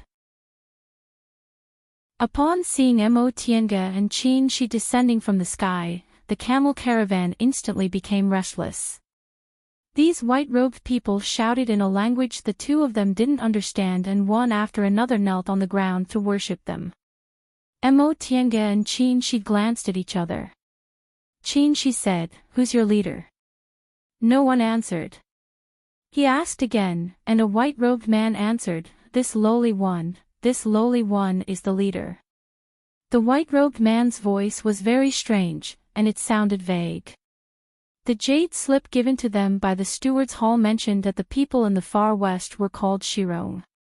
The Shirong people had their own language, but they also traded with people from Qin and Chu. Therefore, only a small number of people knew the common language of the celestial pole. This leader should be one of them. Seeing these white-robed people panicking, Qin Shi showed a kind smile and said gently, "You don't have to be afraid. We just want to ask you something. We won't hurt you." Upon hearing this, the leader stammered, "I don't know, what do we need from God of Heaven? We'll definitely do our best. You can stand up first." A group of people kneeling on the scalding sand made Mo Tiange frown slightly. The leader looked at her, then looked at Qin Shi.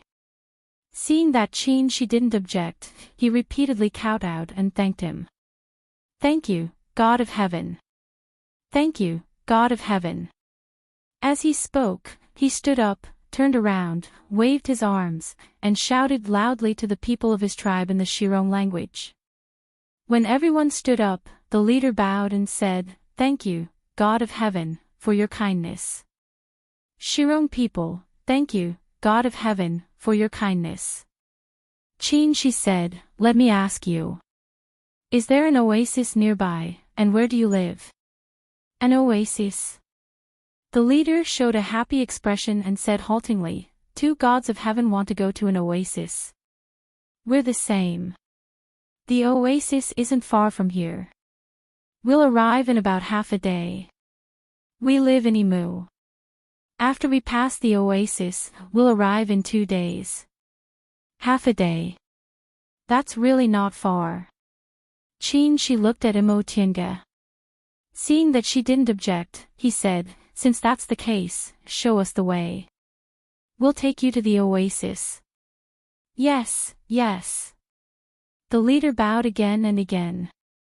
She smiled and summoned his flying cloud.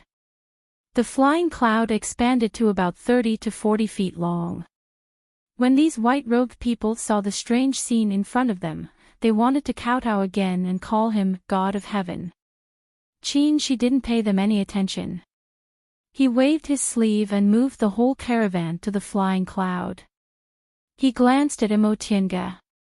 The two of them took the Shirong people and flew up.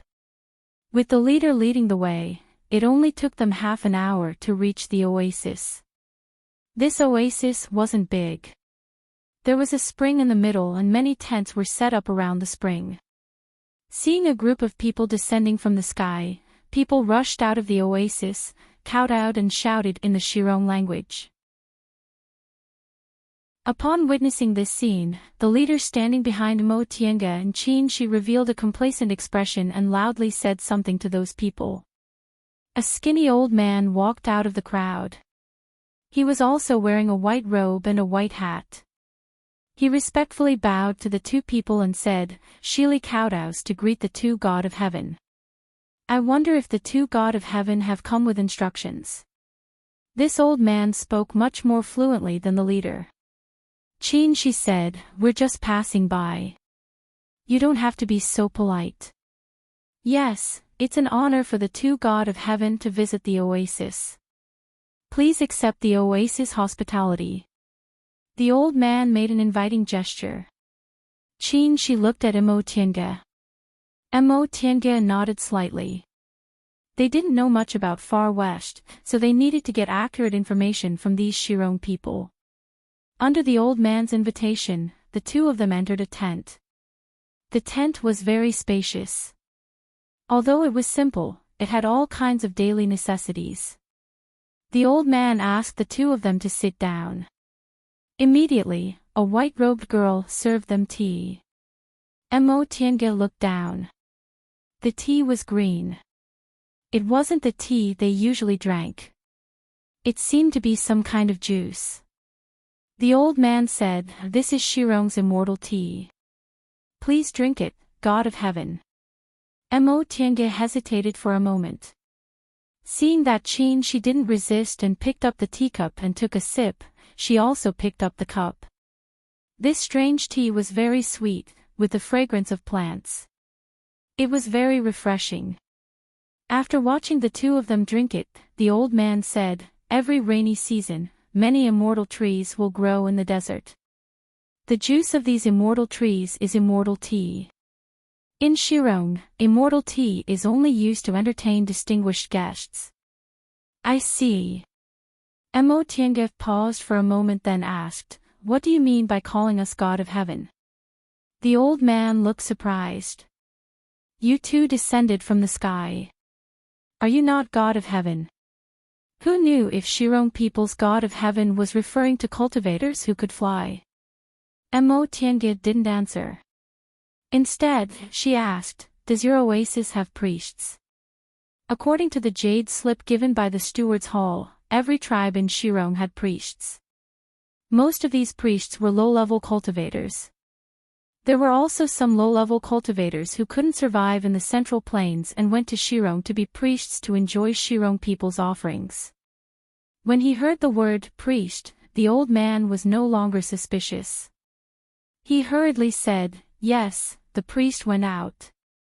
"God of Heaven, please wait for a moment." Next, the two of them waited for the priest of the oasis to come back while asking the old man for information. This old man named Shili was the oldest elder in the oasis. He used to be the leader of a tribe in Shirong.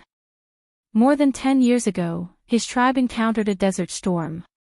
Many people died, so the remaining people moved to this oasis. The oasis wasn't a tribe, so it didn't have a leader. According to the rules of Shirong people, everyone had to listen to the elders. This oasis wasn't big.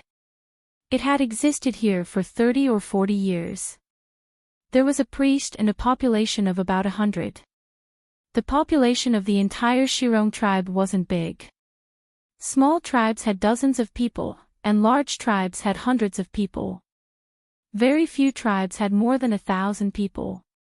Some of these tribes were scattered in the oasis of the far west desert, but most of them lived on the edge of the desert. For example, the tribe they met lived in Imu, which wasn't far from here and had just left the desert. Soon, the priest of the oasis returned. This person was indeed an aura-refining realm cultivator. As soon as he saw them, he was shocked and hastily kowtowed. Junior Tang Zimu greets seniors. This person seemed to be in his 40s. His face was slightly dark, and he was as thin as Shili. Based on his name and his fluent language, he should be from the Central Plains or Kunwu. It was unclear whether he'd lived in the far west for a long time, but even his face looked like a Shirong person. Are you from Kunwu or the Central Plains?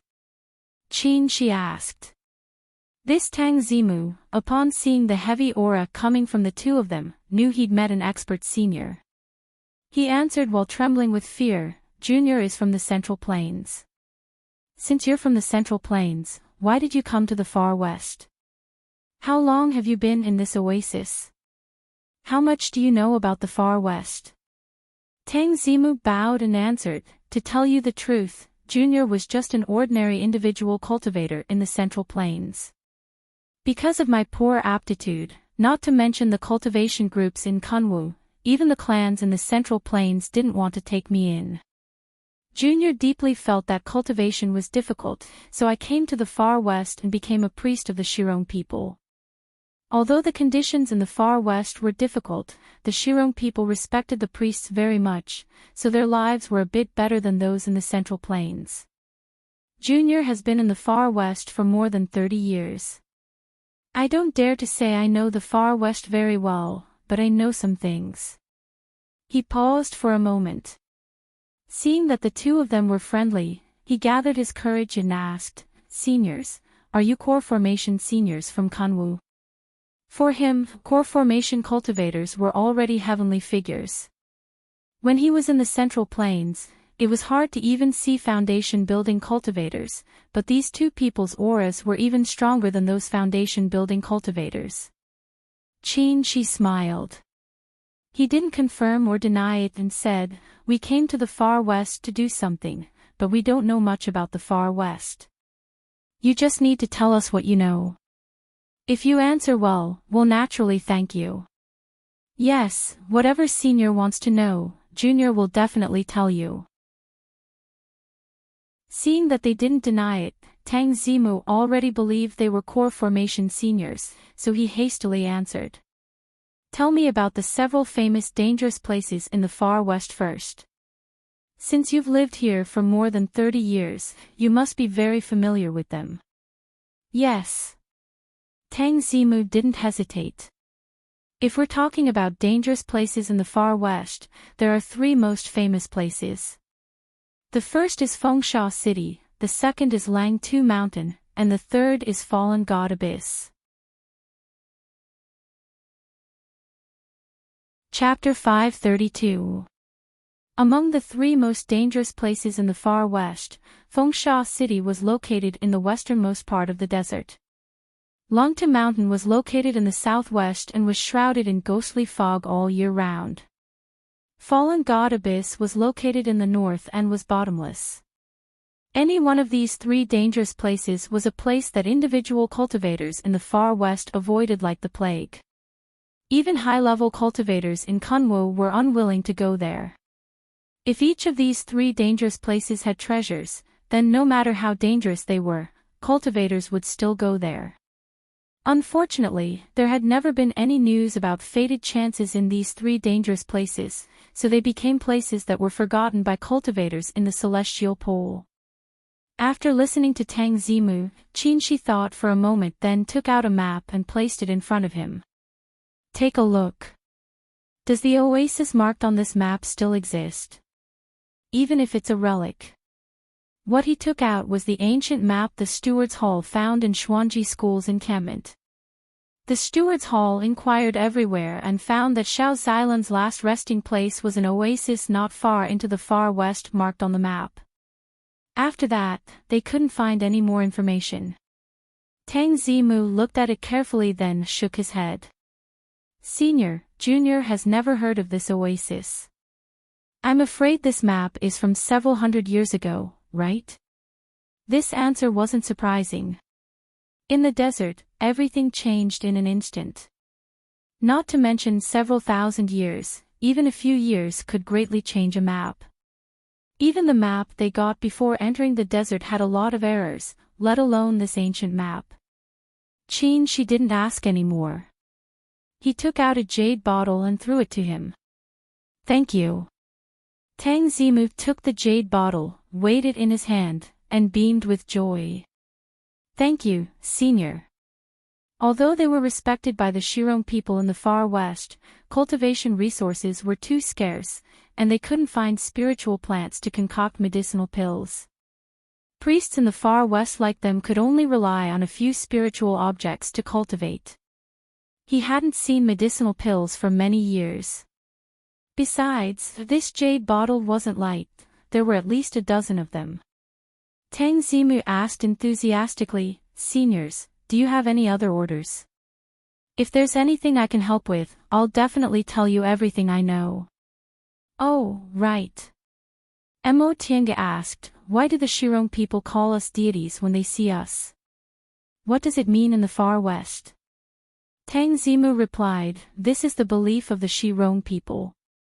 Legend has it that they were able to establish themselves in the extreme west because the gods gave them an oasis. Later on, when they saw cultivators who could fly, they all called them gods. I see. Tang Zimu was very perceptive.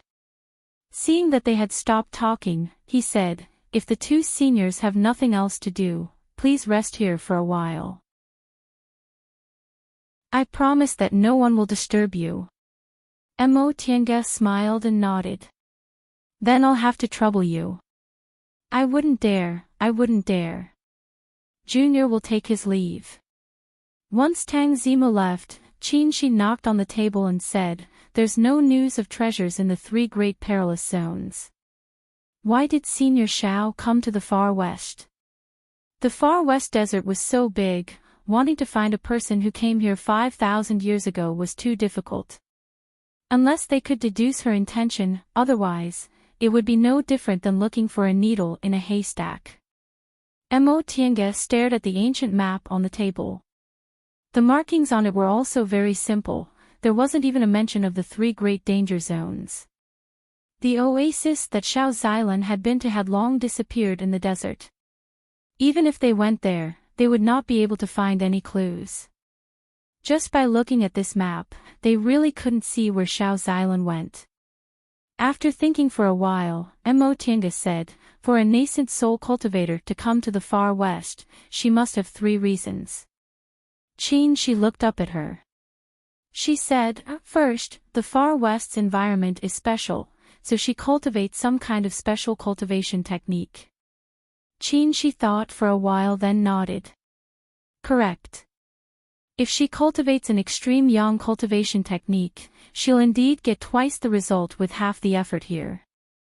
For example, if he had a spirit vein of similar quality, the far west desert would be a very good place to cultivate.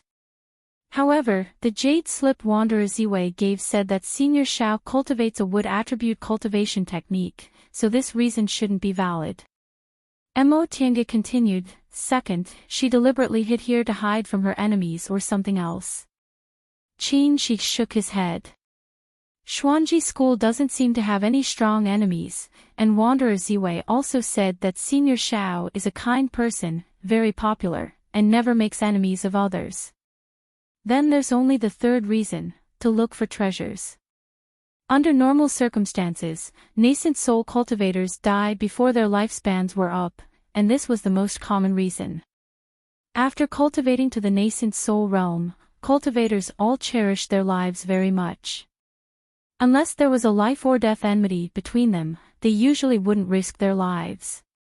However, when faced with fated chances and treasures, sometimes they couldn't care less about risks. Then the question comes back to it.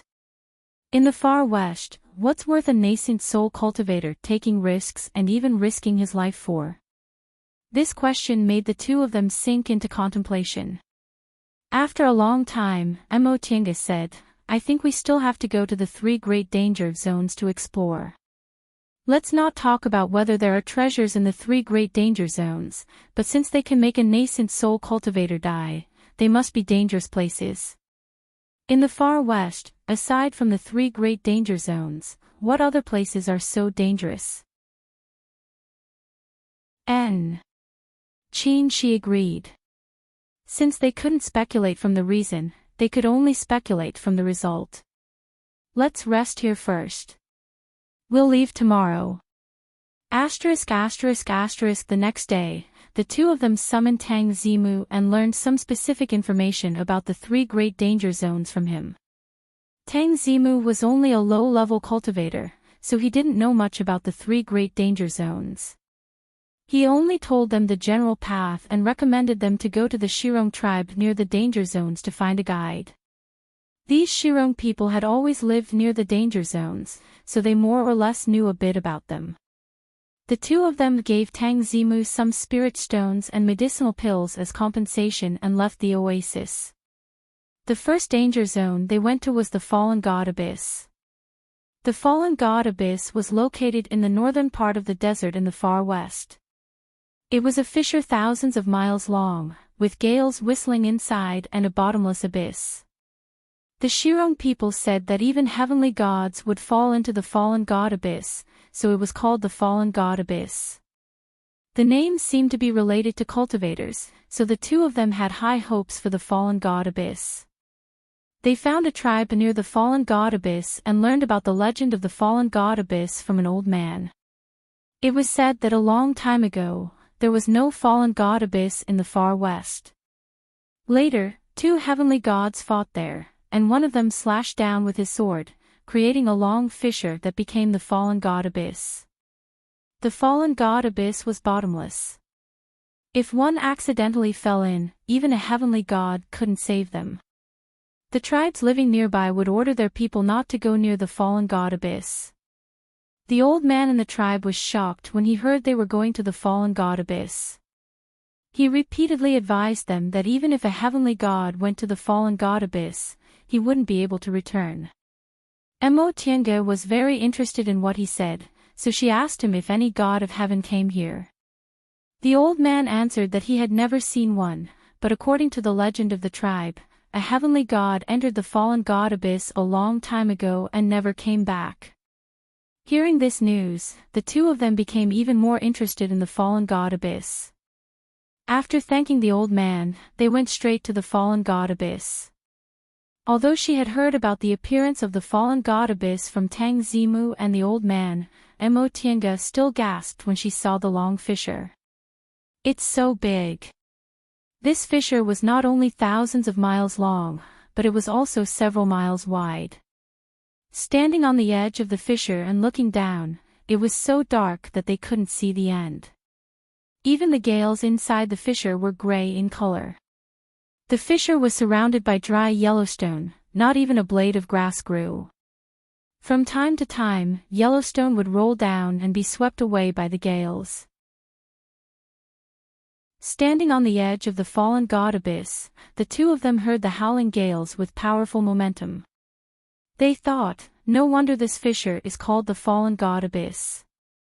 Not to mention mortals, even ordinary cultivators can't withstand such gales. Should we go down? Enchanting asked. She used her divine sense to feel the power of the gales. Even core formation cultivators would find it difficult to deal with them. Who knew if the deeper they went, the more powerful it would be? Let's go down, she said. We'll talk about it if we can't bear it. In the absence of clues, if they wanted to find Xiao Xilan, they could only go through the 3 great danger zones one by one. Shi shook his arm. The 3 yang real fire sword emerged from his body and turned into sword aura, surrounding the two of them. Enchanting also summoned the heaven and earth fan and the white silk handkerchief. During the heavenly tribulation, half of the white silk handkerchief was broken. In the past few years, she found some materials and managed to repair it, so it could still be used. Soon after, the two of them jumped into the fallen god abyss. The wind howled in their ears, and the aura around them was chaotic. Mo Tiange frowned, touched her Qinquan ring, and took out the Tai Chi 8 diagrams. The Tai Chi 8 diagrams unfolded beside her, and the aura around them immediately stabilized. The two of them continued to descend, and the gales swept towards them. With the howling sound of the wind, the gales carried a lot of Yellowstone fragments and smashed towards them. Before these fragments could get close to them, they were burned by the vermilion bird's flames carried by the three-yong real fire sword, and the sizzling sound was endless. The two of them continued to descend in the gales. This wind. Mo Tiange frowned and said, "It seems to be able to disturb our divine senses." She spread her divine sense, but she couldn't reach the bottom of the fallen god abyss. "And, let's be careful, Qin," she said. The gales became stronger and stronger, and the whistling sound in their ears almost broke their eardrums. In the end, Mo Tiange was sure that even core formation cultivators couldn't stand this level of gales. No wonder there weren't many cultivators who came to the far west. Just descending from the top of the fallen god abyss was already so dangerous, and she didn't hear about any treasures. Which nascent soul cultivator would be so free? Speaking of which, could it be that Senior Xiao Xilan was bored, so she searched for treasures everywhere and thought there should be treasures in such a dangerous place, so she came to the far west? This guess wasn't impossible. The problem was, according to Wanderer Ziwei, Xiao Xilan didn't seem to be such a bored person. After descending for a quarter of an hour, the two of them felt a strong suction. Mo Tiange looked down and saw a vortex appearing in the gales below. Her expression changed slightly, but Qin she already shouted, "Dodge!" The appearance of a vortex meant that there was a powerful force in that place. The gales around them were already at the nascent soul realm, so who knew whether they could withstand the force in the vortex? The two of them changed directions, wanting to stay away from the vortex, but they couldn't stop falling. The deeper they fell, the stronger the force of the vortex became. They tried their best to avoid it, but they were still inevitably dragged by the vortex bit by bit. They could only hold hands tightly to protect each other. Chapter 533. A tearing force came, almost tearing their protective aura shield apart. The two of them tried their best to maintain their balance and block this force, but their bodies fell down uncontrollably like kites with broken strings. The feeling of losing control lasted for about a quarter of an hour. Finally, with a bang, the sword aura of the three-yong real fire sword seemed to have smashed something, and the two of them fell down heavily.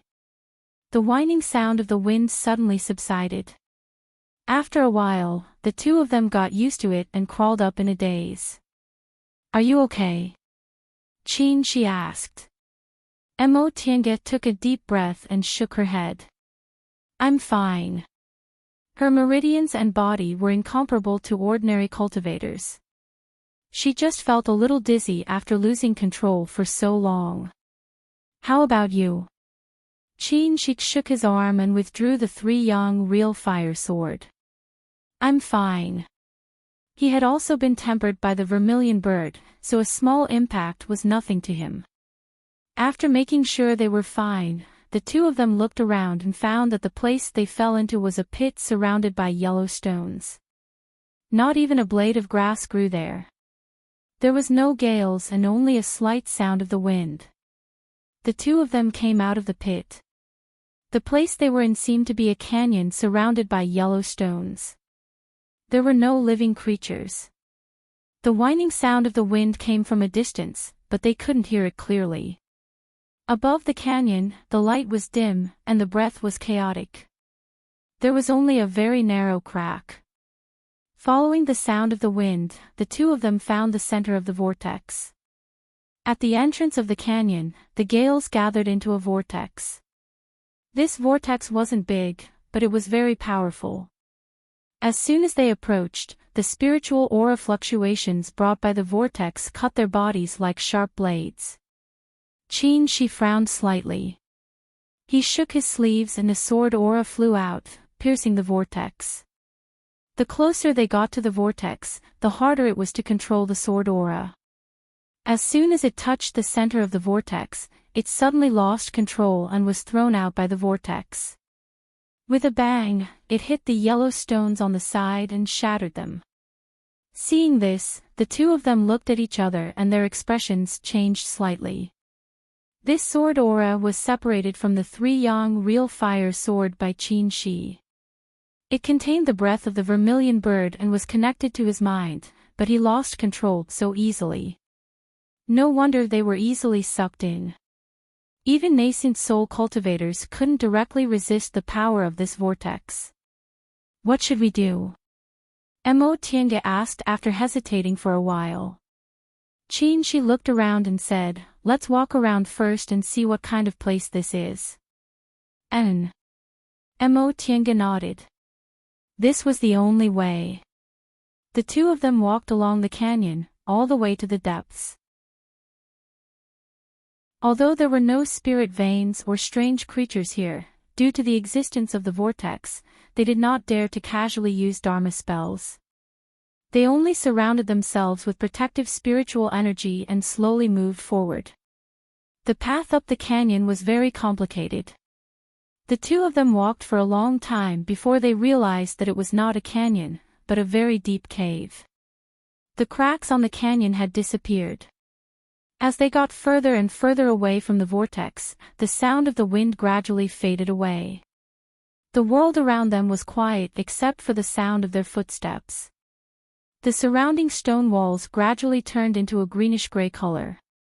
After walking for another half a day, she still couldn't see the end of the road, and the scenery didn't change in the slightest. Mo Tiange was baffled. What the hell is this place? Why does it seem like we're still in the same place? Qin Shi looked at the scenery around him and said, "This cave is indeed too long." As he spoke, he waved his sleeve and shot out a spiritual aura, preparing to carve a mark on the stone wall of the cave. A red light flashed and touched the greenish-gray stone wall, but there was no sound as expected. There was only a slight "chi" sound. Soon after, the red light disappeared and there was nothing on the stone wall. Qin Shi's expression changed greatly and he stood still. Mo Tiange was also stunned. After a long time, she finally found her voice. How could this be? After a while, Qin Shi finally regained his composure. He didn't answer. Instead, he took out the main body of the three yang real fire sword and stabbed it at the stone wall. The tip of the sword didn't encounter any obstruction and easily touched the stone wall, but it stopped at the bottom. The sword couldn't pierce the stone wall in the slightest, and the vermilion bird's flame on the sword also disappeared completely when it touched the stone wall. This stone wall could even swallow the vermilion bird's flame. The two of them glanced at each other and saw fear in each other's eyes. For nascent soul cultivators like them, the most frightening thing wasn't a powerful opponent, but having a divine ability but being unable to use it. Mo Tiange stretched out her hand and gathered a ball of golden lightning in her palm. She waved it lightly and threw it at the stone wall. There was still a slight "chi" sound. The golden lightning touched the stone wall and disappeared without a trace. The vermilion bird's flame and heavenly tribulation lightning, these two could be said to be the most powerful spells in the world, but they unexpectedly didn't have any effect on this ordinary stone wall. What the hell is this? Qin Shi muttered to himself. Although he wasn't very old, he had been traveling everywhere since he built his foundation, so his knowledge was very extensive. However, not only had he never seen this thing, but he had also never heard of it. Mo Tiange's expression was solemn. She made a hand seal and cast a series of spells. Saber light, sword shadow, dancing leaves and flying flowers, rain and sorrow, vermilion bird burning the sky, earth sinking quicksand. She cast high-level spells of the 5 elements, as well as other spells of wind, thunder, and ice. All the spells disappeared without a trace when they touched the stone wall. Mo Tiange stopped and stared blankly at the stone wall without saying anything. She had the spiritual roots of the origin, so she could use spells of the 5 elements, including other spells. However, no matter which element she used, they couldn't cause any damage to the stone wall and were all absorbed. What happened in front of her reminded her of the 3-headed ape that appeared in the carefree valley in the clouds. None of the spells or weapons could harm the 3-headed ape. However, that was different from the situation in front of them. The 3-headed ape was alive, but the stone wall in front of them was a dead object. After thinking for a while, Mo Tiange opened the spiritual beast pouch and released Feifei. "What's wrong?" "I'm sleeping." Feifei rolled out of the spiritual beast pouch, looking somewhat dissatisfied. Mo Tiange ignored its tone.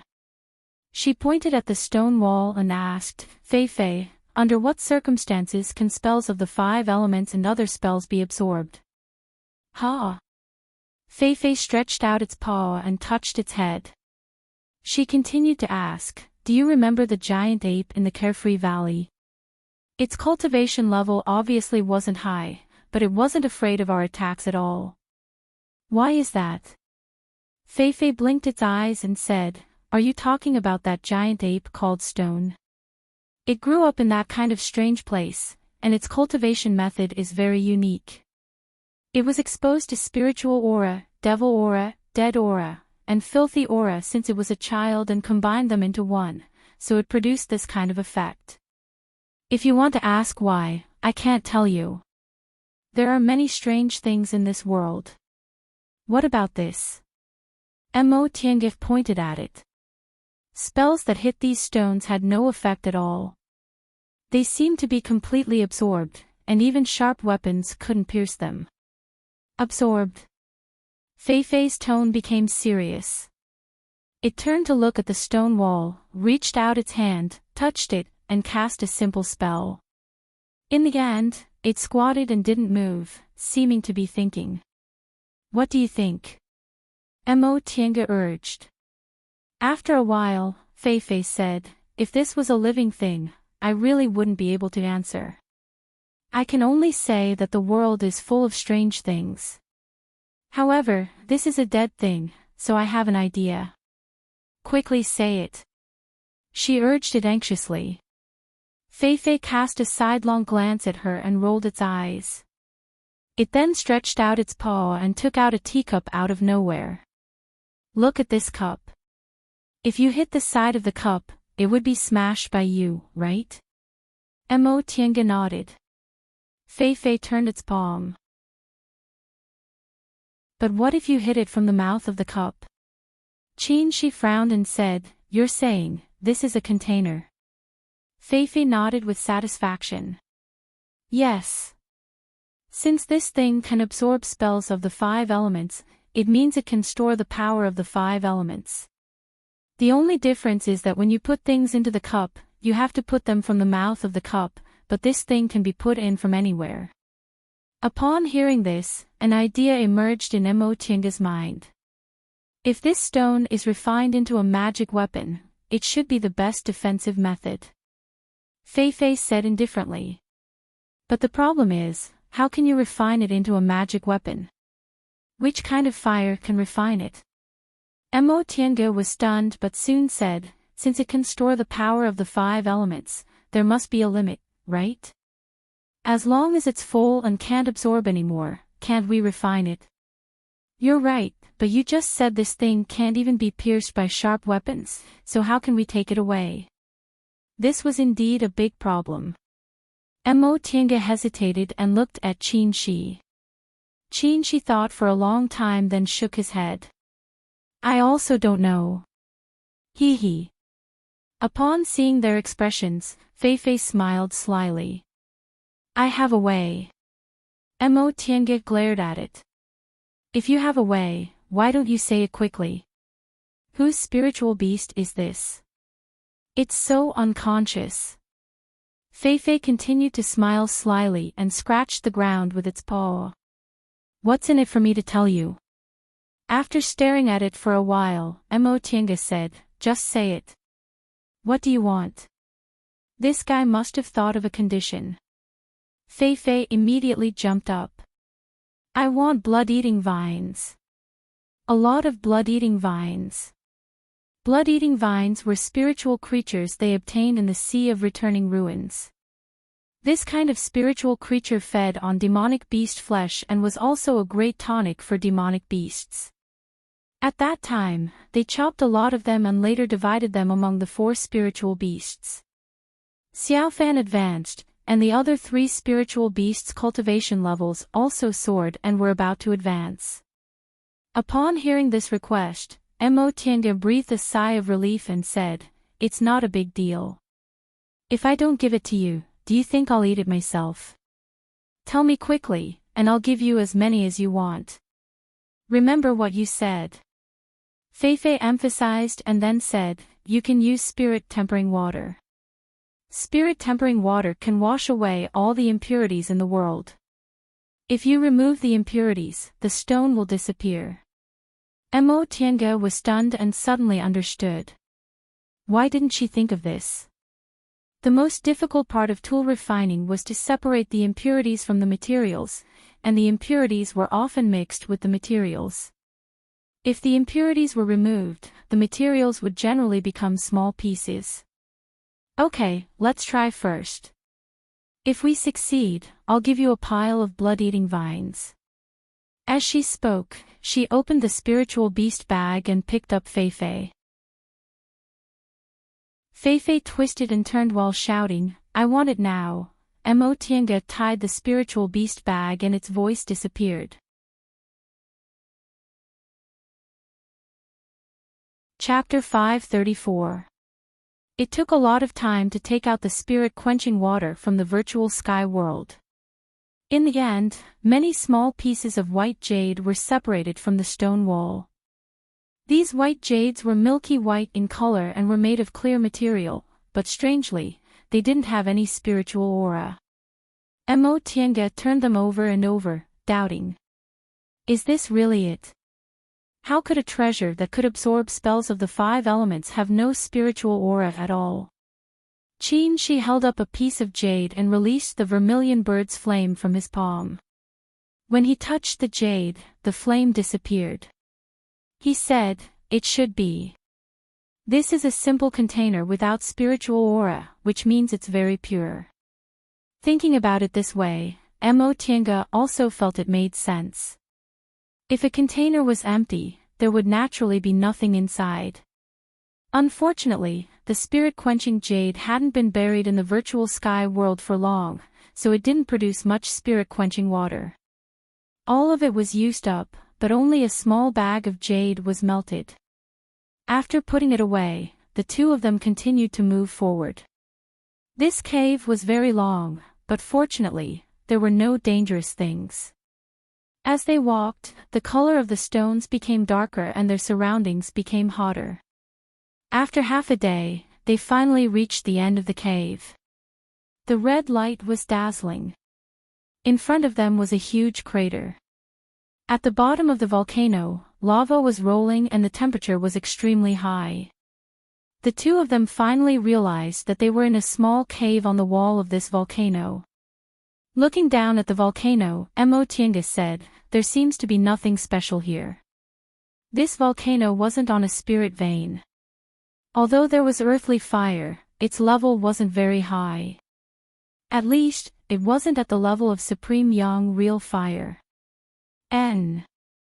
With the vermilion bird's flame, Qin Shi wasn't interested in ordinary fire. He looked up and said, let's go up. They flew out of the crater. In front of them was still a barren land. Not even a blade of grass grew, and there were no living creatures. As they approached the crater, the rocks were smoked black and then red. Further away, they saw dried yellow stones, just like above. The 2 of them were a bit surprised. This place was called Fallen God Abyss and was known as one of the 3 most dangerous places in the far west. They thought the bottom of the abyss must be very dangerous, but why was there nothing except the gales and whirlpools in the sky? Let's go and look around, Enchanting said. Since there was no danger, the two of them used their respective escape techniques and flew forward. Looking from above, the crack in the fallen god abyss was thousands of miles long, but the bottom was not so long. At most, it was only a few hundred miles. With the speed of the two of them, they traveled back and forth in less than half a day. After searching the entire bottom of the fallen god abyss, he finally confirmed that there was indeed nothing here. There were no dangerous things, no treasures, and no traces of people. The only strange thing was the astral wind vortex at the bottom of the kernel. As long as one was within a mile of the vortex, they would be affected.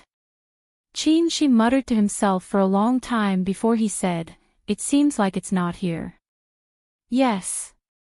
Since it's one of the three most dangerous places, why is the fallen god abyss so calm? She smiled and said, "It's very peaceful down there, but think about it, how are other cultivators supposed to come down? Even core formation cultivators couldn't resist the astral winds in this high altitude. How many nascent soul cultivators would be so bored as to come to this desolate place? Besides, there was still the whirlpool after passing through the astral winds.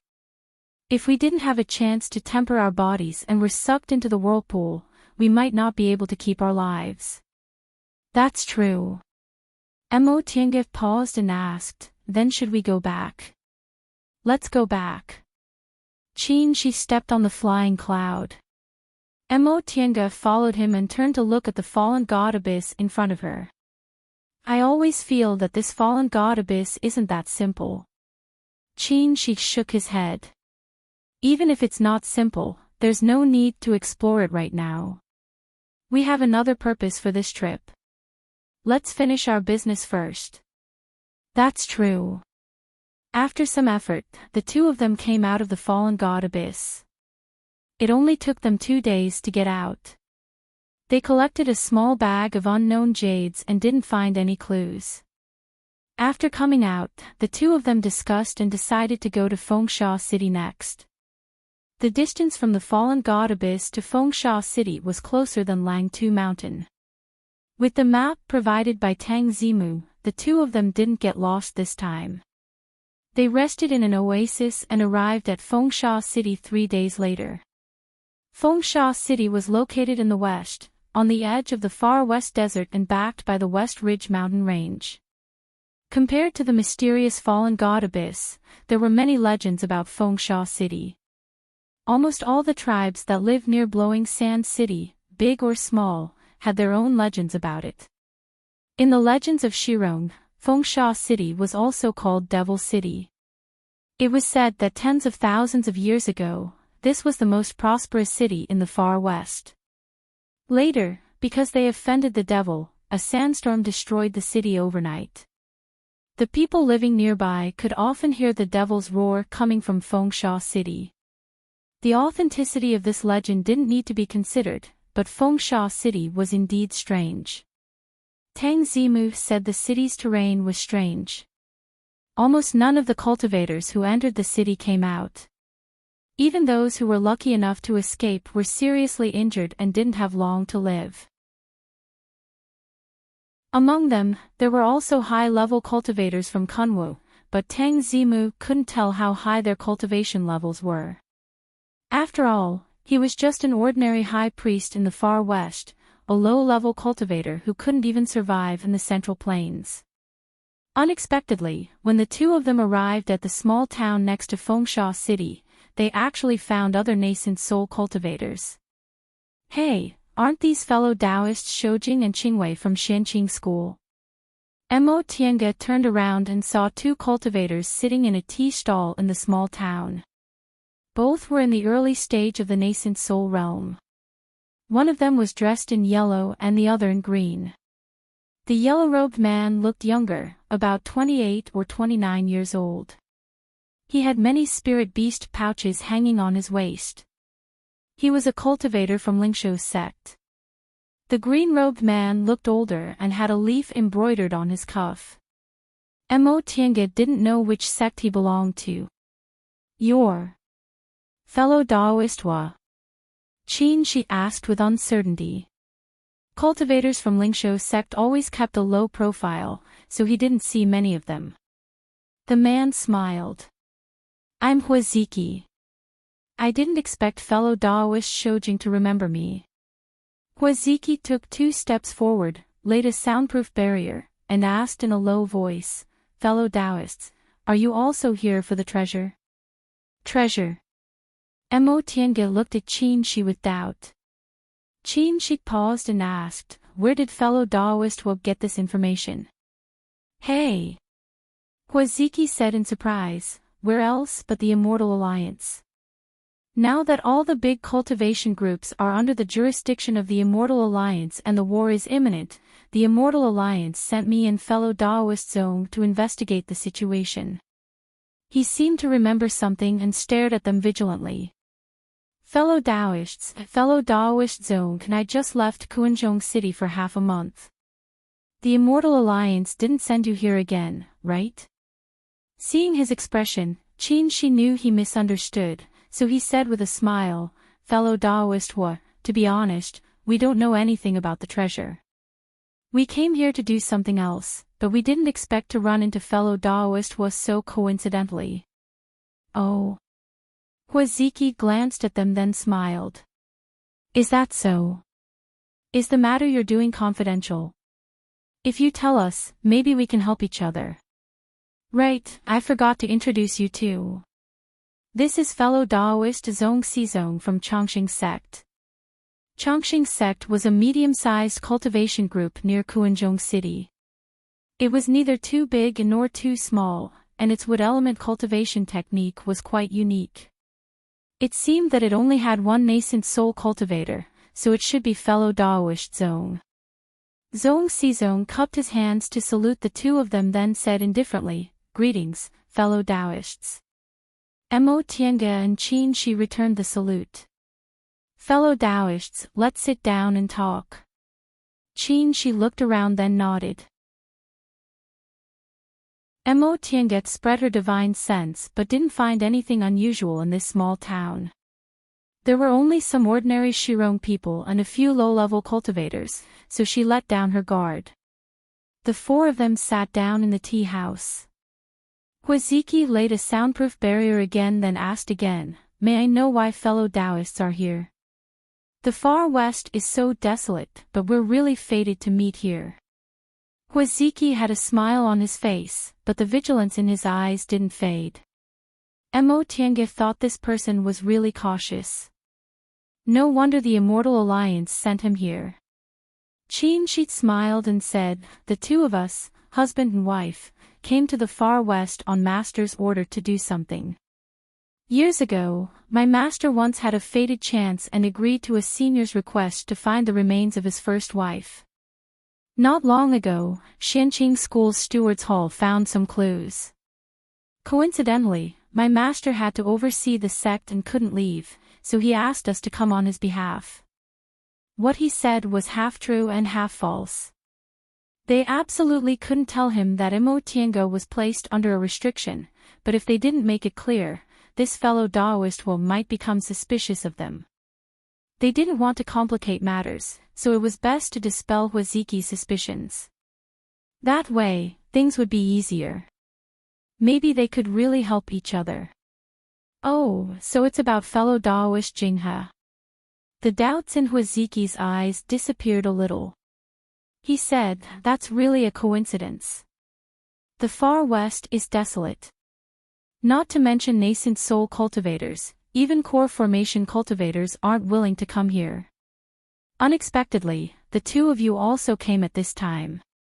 That's right. Qin Shi said faintly, we don't have all the clues. We only know that there are 3 great danger zones in the far west.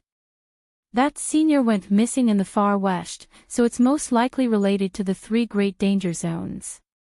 We can only find them one by one. We just went to the fallen god abyss a few days ago, but unfortunately, we didn't find anything, so we came to Fengsha City. These things originally didn't need to be explained so clearly to other people. He said this deliberately for Huaziki to hear.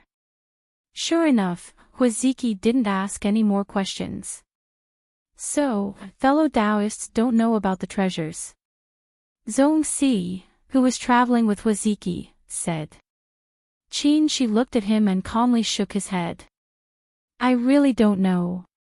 Seeing that he didn't look like he was pretending, Zhong Si relaxed a little and glanced at Huaziki.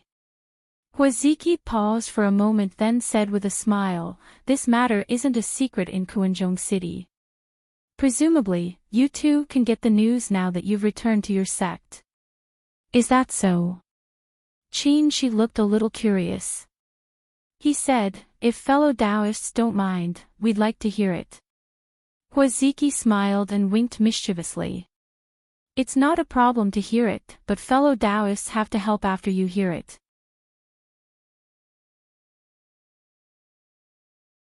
Chapter 535. Mo Tiange wasn't familiar with the nascent soul cultivators in the celestial pole. It hadn't been long since she advanced to the nascent soul realm, so she hadn't established any connections.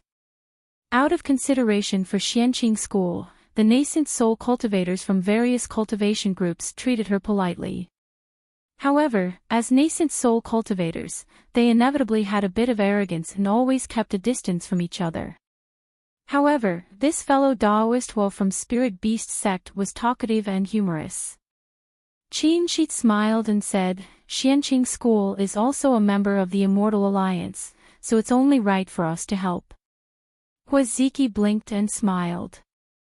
That's good, that's good. This matter has something to do with Xianqing school. Huaziki slowly explained the matter. Not long ago, your group's brother Xianin, Tiandao sect's fellow Daoist Lu, and Biyun sect's fellow Daoist Qinglan went deep into the demonic beast forest. They killed a beast cultivator and obtained something from him. The three of them returned to Kuanzhong City and handed it over. After the Doyen studied it, they found it was an ancient item. It seemed to be a map of a large ancient sect storehouse. Storehouse map. She was surprised. Mo Tiange was also attracted. They had been to the storehouse of the Ice Palace and knew how grand the storehouses of the so-called big ancient sects were. If they could really find the storehouse of a big ancient sect, it would be great news for the current immortal allies. They would need to consume resources to fight against demonic cultivators and demonic cultivators. Mo Tiange became suspicious. Finding an ancient storehouse was a big deal, so this news should be very secretive. Why did Huaziki say it so easily? What was even more strange was that the Immortal Alliance only sent 2 early-stage nascent soul cultivators to investigate. It seemed they didn't attach much importance to it. Huaziki waved his hand as if he knew her doubts and explained, you don't need to be surprised. This map is incomplete and only vaguely points to the west, so the Immortal Alliance sent me and fellow Daoist Zong to explore the situation. In fact, the map is too incomplete, so the Immortal Alliance didn't have much hope. I see. Qin nodded to show his understanding. In that case, this task won't be easy. Of course. Huaziki smiled bitterly. We only have an incomplete map in our hands. We don't even have a detailed clue. According to the markings on the map, the storehouse was probably in the far west, but the far west was so vast, where could they find it? We entered the desert, but we didn't find anything. So, we came to Sandstorm City to try our luck. Mo Tiange turned to look at Fengsha City, which wasn't too far away. She asked, could it be that in the distant past era, there was a big spirit vein in the far west? Otherwise, why would this ancient sect build their storehouse here? The sect's treasury was extremely important to the sect. Apart from having more high-grade cultivators and disciples than smaller sects, the main reason why a large sect was because of its vast accumulation of resources. Large sects had tens of thousands of years of accumulation and were rich in resources. If needed, they could raise a large number of outstanding disciples in a short period of time. In times of danger, they could erupt with great strength. This was the so-called foundation of large sections. So, the sect's storehouse was built in the sect's base, and it was covered in layers of restrictions and heavily guarded. If one wasn't a core disciple of the sect, it would be difficult to even catch a glimpse of it. Apart from that, many sects would also set up their own storehouses. These storehouses were usually built in the sect's main courtyard. For example, Jingfa's sect was located in the far north, but it also had a sizable branch in Kunwa that also had a storehouse. Places with courtyards were bound to have spirit veins. Huaziki shook his head. We're also very unfamiliar with the far west.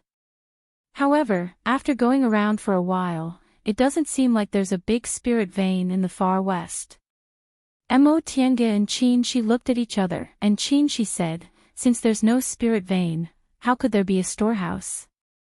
Huaziki said, to tell you the truth, in the ancient records of the celestial pole, there's never been any record of any large cultivation group in the far west.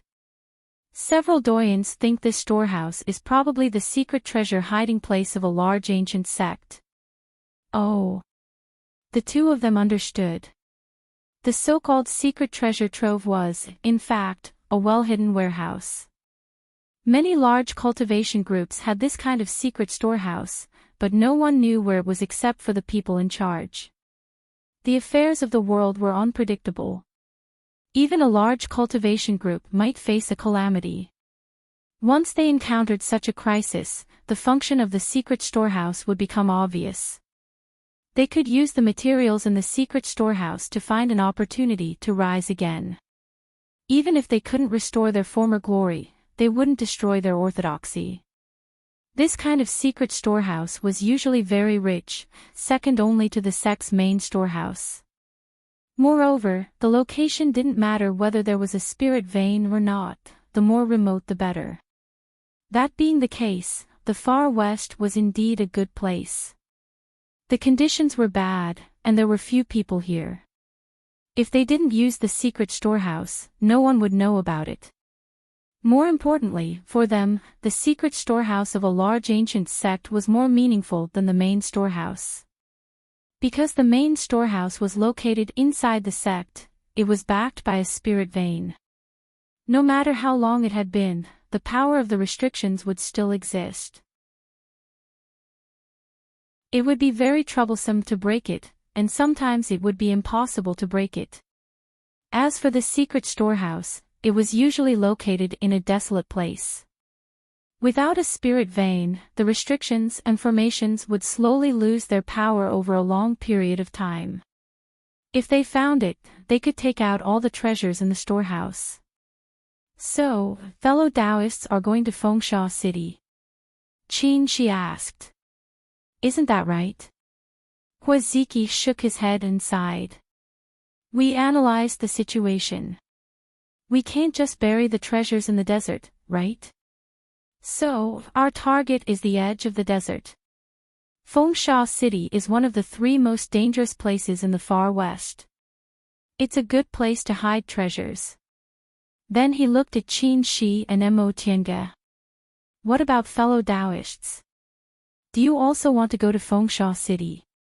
Qin Shi nodded. Yes, we came for Fengsha City. Apart from the 3 most dangerous places, is there any other place in the far west where nascent soul cultivators can't return? What a coincidence. Huaziki smiled. Since we have the same goal, are you willing to go with us? Qin Shi glanced at Mo Tiange and said with a smile, since fellow Daoist Hua invited us, why not? After reaching an agreement with Huazong and Mo Tiange, the 4 of them arranged a time and went their separate ways. Huazong and Mo Tiange went to the surrounding small tribes to inquire about the situation in Fengsha City. Mo Tiange and Qin Shi temporarily settled in the small town.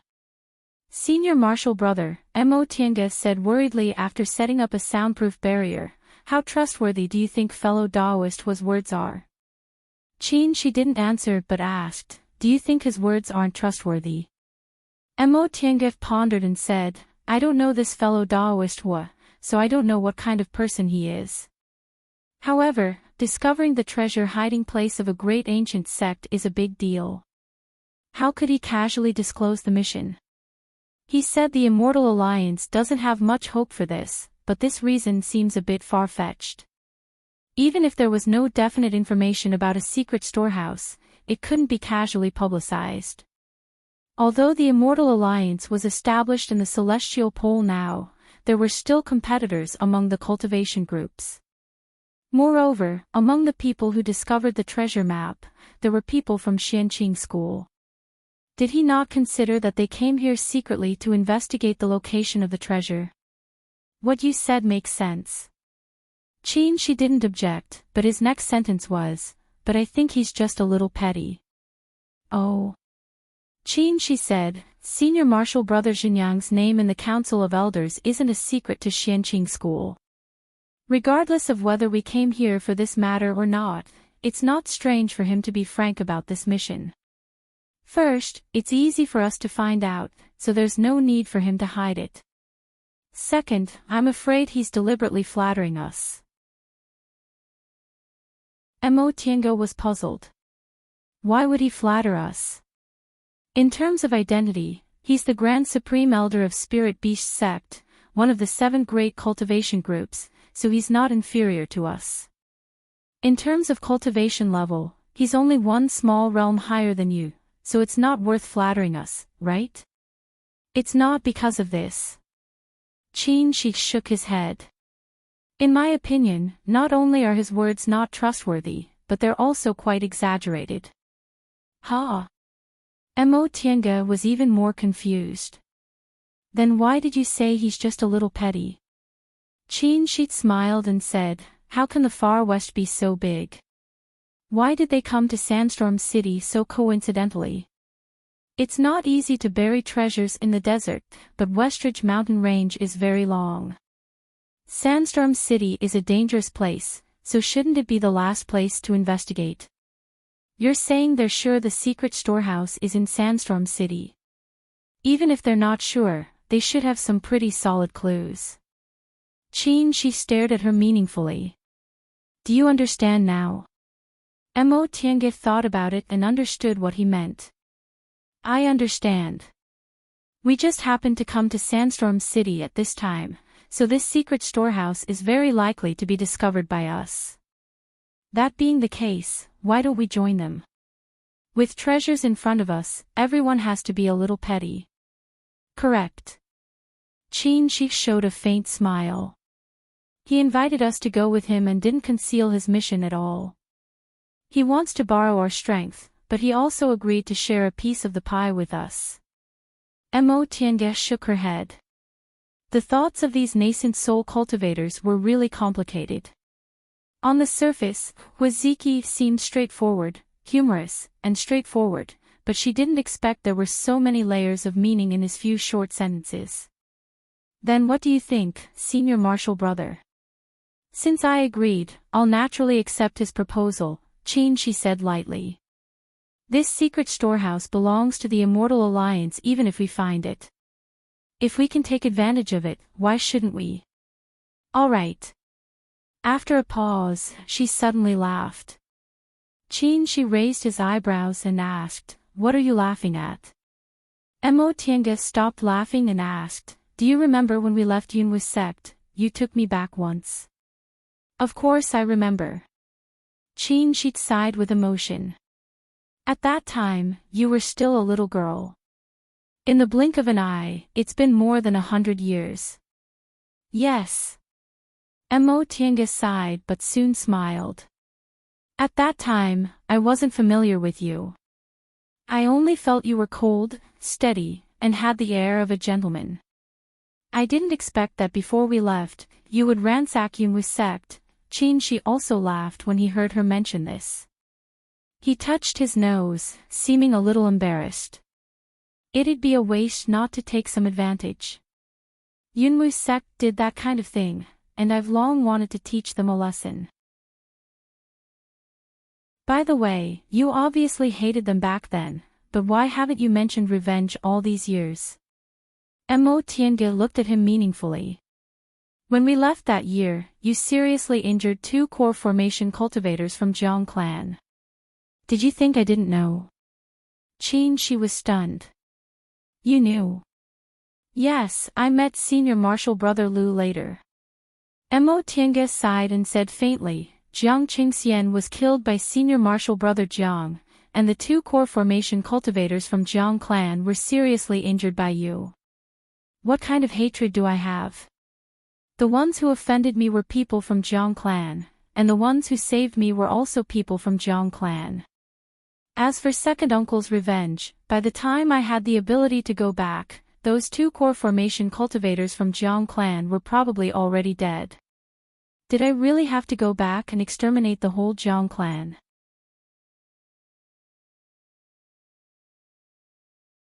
Chapter 536. When she was building her foundation, Mo Tiange met Lu Yidao, who lived with her back then. From him, she learned that the 2 core formation cultivators of Jiang clan were seriously injured by Qin Shi when they fled. Later on, that nascent soul cultivator from Zixia sect, who was also Jiang clan's backer, made a mistake in his cultivation and died. Because of that, Yunwu's sect and Jindao school broke away from Zixia sect's control and Jiang clan declined from then on. After she formed her gold core, she met Wang Qianyi and Shen Bing on Demonic Mountain and learned that Yunwu's sect and Jindao school joined hands and regained their sect. Although she didn't ask about Jiang clan's situation, she knew Jiang clan wouldn't have a good ending. Even if the 2 core formation cultivators didn't die, they would be imprisoned, and they didn't have much lifespan left. If she hadn't been trapped in Yunzhong and returned to the Celestial Pole according to her original plan, it would have been the best time for her to take revenge. Her cultivation level would have improved greatly, and they might still be alive. Unfortunately, she stayed in Yunzhong for a long time. She estimated the lifespan of the 2 core formation cultivators from Jiang clan was almost up. Besides, she had formed her nascent soul when she came back from Yunzhong. The higher one stood, the farther one could see. If Mo Tiange's cultivation level was only in the core formation realm now, maybe she would return to Yunwu's sect to seek justice for what she owed her and vent her anger. But now, as long as she wanted to, she could destroy the entire Yunwu sect with a wave of her hand. She no longer had any thoughts of revenge. Why would a person care about the ants under her feet? This was the path to immortality. Everything depended on strength. Those people were ants to her, but what about her? Was she also an ant to those deification cultivators? She had to keep walking on this path because no one wanted to be an ant in other people's eyes. Isn't it too rash to follow them into Fengsha City like this? Mo Tiange asked in a low voice under the moonlight. During the day, she made an agreement with Huazong that they would enter Fengsha City together tomorrow. However, Mo Tiange felt a bit uneasy. Although all the cultivation groups in the Celestial Pole merged into the Immortal Alliance, they didn't have any friendship with Huazong and Huazong. Fengsha City was one of the 3 most dangerous places in the far west. It wasn't good to have untrustworthy companions. Qin Shi said, we happened to bump into them. We wanted to enter Sandstorm City, but we couldn't avoid them. Besides, I have a slight understanding of these 2 people. They aren't good at fighting. If we combine our strength, it won't be difficult to defeat them. In fact, he was confident that even if he were to face the combined forces of Huazong and Huazong, he would still be able to easily defeat them. Although there was only a small difference between a mid-nascent soul cultivator and an early nascent soul cultivator, generally speaking, the strength of a mid-nascent soul cultivator was comparable to that of several early nascent soul cultivators. In particular, he was good at fights of magical powers. Mo Tiange thought about it and felt what he said was reasonable, so she no longer said anything. Instead, she changed the topic and asked, "How much do you know about Huaziki and Zhongxi?" "Qin," she said, "Spirit Beast sect has a total of 3 nascent soul cultivators, and Huaziki is one of them. His cultivation level is mediocre, and his spells are also mediocre. However, the Spirit Beast sect was proficient in taming beasts. He had a few strange insects and beasts in his possession that were quite unique. As for fellow Daoist Zong, he's the Grand Supreme Elder of Longevity Sect. Longevity Sect is a medium-sized cultivation group and only has 1 nascent soul cultivator.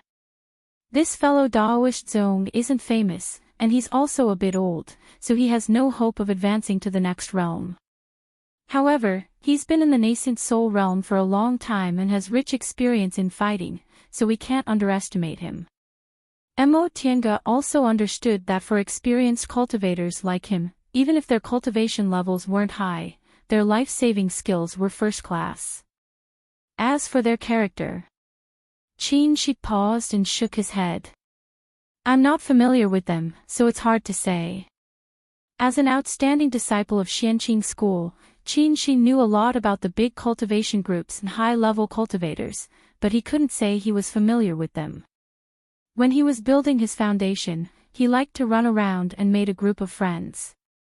However, his cultivation speed was too fast. Among his old friends, only Jing Xingji could keep up with his cultivation speed.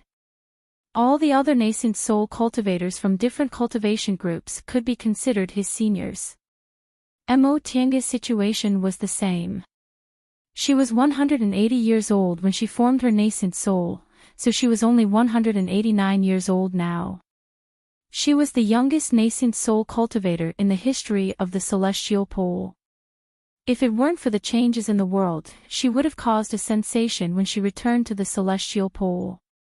In fact, Lord Daoist Jinyang had long told them that when the affairs of the Immortal Alliance were settled, he would hold a nascent soul ceremony for her. At that time, they would publicize it widely to gain some face for Xianqing school. 8 nascent soul Lord Daoists, including the youngest nascent soul cultivator, would make Xianqing school, the #1 cultivation group in the Celestial Pole, live up to its name. However, for Mo Tiange, this nascent soul ceremony was more troublesome. At that time, she would have to entertain other people, which gave her a headache. She shook her head to put this matter to the back of her mind and asked, "Then what should we do now?" Qin she thought for a while, then said, "You go left and I go right. We'll meet here in 2 hours at most." "Okay." Mo Tiange agreed. The two of them didn't say anything else and split up. They had to enter Fengsha City tomorrow, so tonight they came to explore the way. Clouds appeared under her feet and Mo Tiange took a detour to the south. Fengsha City was just like its name. The wind howled and sand and stones piled up.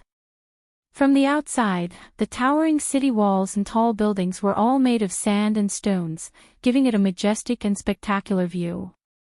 However, when she got closer, she found there were holes formed by wind erosion everywhere. Not even a blade of grass grew. It was extremely desolate. Mo Tiange didn't go far before she frowned. When she came during the day, she and Qin she used their divine senses to sweep Fengsha City. At that time, they only felt that Fengsha City was very big. Even with their powerful divine senses, they still couldn't penetrate it. Now that she was on the periphery of Fengsha City, she finally realized that this place was strange. The reason why their divine senses couldn't penetrate wasn't because Fengsha City was too big, but because the sand buildings and mounds inside interfered with divine senses. Upon realizing this, Mo Tiange changed her direction and flew upward. She didn't stop until she was in midair. Looking down from above, under the moonlight, Fengsha City was full of shadows and strange buildings. Coupled with the sometimes sharp and sometimes muffled sound of the wind, it looked even more terrifying. It was as if there were really ghosts hiding inside, just like the underworld. Mo Tiange shook her sleeves. The 8 trigrams of Tai Chi flew out and hovered in midair, emitting a hazy white light. The surrounding atmosphere immediately stabilized. She closed her eyes and spread out her divine sense. Sure enough, a moment later, she opened her eyes with a slight frown on her face. As one of the 3 most dangerous places in the far west, Fengsha City was indeed different. At first glance, the sand buildings in Fengsha City seemed to have been abandoned for thousands of years. There were only traces of erosion left by the wind and rain over the years. There was nothing related to cultivators. However, she found that there was something strange hidden inside. These sand buildings and mounds were scattered in Fengsha City in a messy but wonderful way. When one's divine sense penetrated into them, one would be unknowingly misled. This kind of misdirection didn't have spiritual aura, so even nascent soul cultivators would fall for it. This is really wonderful, Mo Tiange muttered to herself while looking at the quiet Fengsha City under the moonlight. This was obviously a kind of formation, but it was very different from the formations in the cultivation world. All the formations in the cultivation world were related to spiritual aura. Therefore, once spiritual aura was exhausted, many formations and restrictions would lose their effectiveness. However, this Fengsha City didn't have any spiritual aura at all. Just by relying on sand buildings and mounds of different sizes, it could interfere with cultivators' divine senses.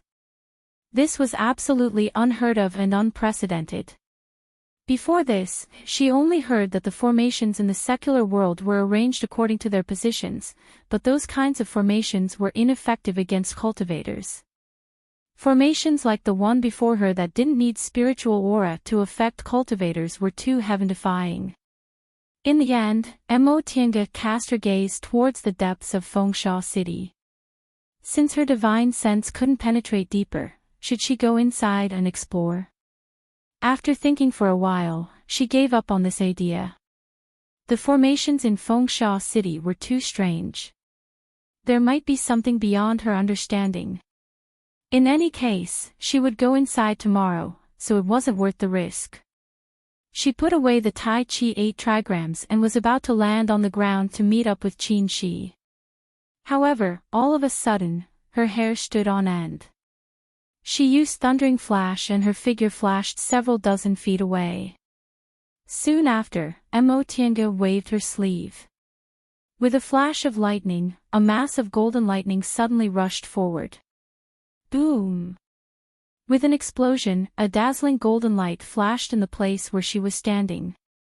What collided with the golden lightning bolt was a mass of black fog that looked like an ink dot. Ah! A slight cry of pain came from the black fog. Mo Tiange's gaze shifted and she stared coldly. Who's there? That mass of black fog swayed and stabilized in midair. Then, the black fog slowly grew bigger and finally dispersed, turning into a woman. This woman was in her 20s. Her appearance was delicate and beautiful, and she wore revealing clothes. She wore a tube top that only covered her chest, and a short skirt that only covered her thighs. Both the tube top and skirt were made of animal hide, revealing her snow-white waist and legs. She had a wild charm to her. At this moment, she moved her fingertips and a machete appeared in each of her hands. Then she put her hands together and the 2 machetes connected, turning them into strange weapons with blades at both ends. Holding the double-edged machetes, the woman glanced at Mo Tiange and suddenly smiled. Are you a Dao cultivator? Her pronunciation was clear, but her tone was a bit strange. She sounded neither like a Kunwu cultivator nor a Shirong cultivator. Mo Tiange frowned slightly and nodded slowly. Yes, are you a devil cultivator? Although this woman didn't seem to have any abnormalities, Mo Tiange still felt a hidden devil aura from her. Moreover, this woman's cultivation level wasn't weaker than hers, she was also in the early stage of the nascent soul realm. Yes. The woman's eyes were full of curiosity. Seeing that Imotienga was holding the heaven and earth fan tightly with golden lightning circling around her body as if she was ready to attack at any time, she smiled and said, "You don't have to be so hostile, right? Although we're not on the same path, we don't have any grudges." Imotienga stared at her and said coldly, "You sneak attacked me just now, but now you say you don't have to be hostile. I just think it's interesting." The woman raised her hands, and the two blades of the machetes in her hands spun. Under the moonlight, the cold light reflected on her face, making it bright and dark. She said, "This is the first time I've met a high-level Dao cultivator, and you're a woman. I heard from others that high-level female cultivators are rare among Dao cultivators. Even if there are, they're usually relatively weak, so I couldn't help but test you." Imotienga stared at her for a long time. Seeing that she still had a smile on her face, she softened her tone. "Really? What about now?" "You're very powerful," she said. Her expression was pure, which was incompatible with her coquettish charm. "It turns out there's also such a powerful female cultivator among Dao cultivators. I really admire you." "You're not weak either," Imotienga said. "I still have an appointment with someone, so I'll take my leave now." She put away the golden lightning, then turned around, wanting to leave. In the next moment, a ray of light suddenly attacked her, bringing with it a piercingly cold gale. The golden lightning rumbled. Imotienga appeared behind the female devil cultivator and said unhurriedly, "Your Excellency, do you only know how to sneak attack?"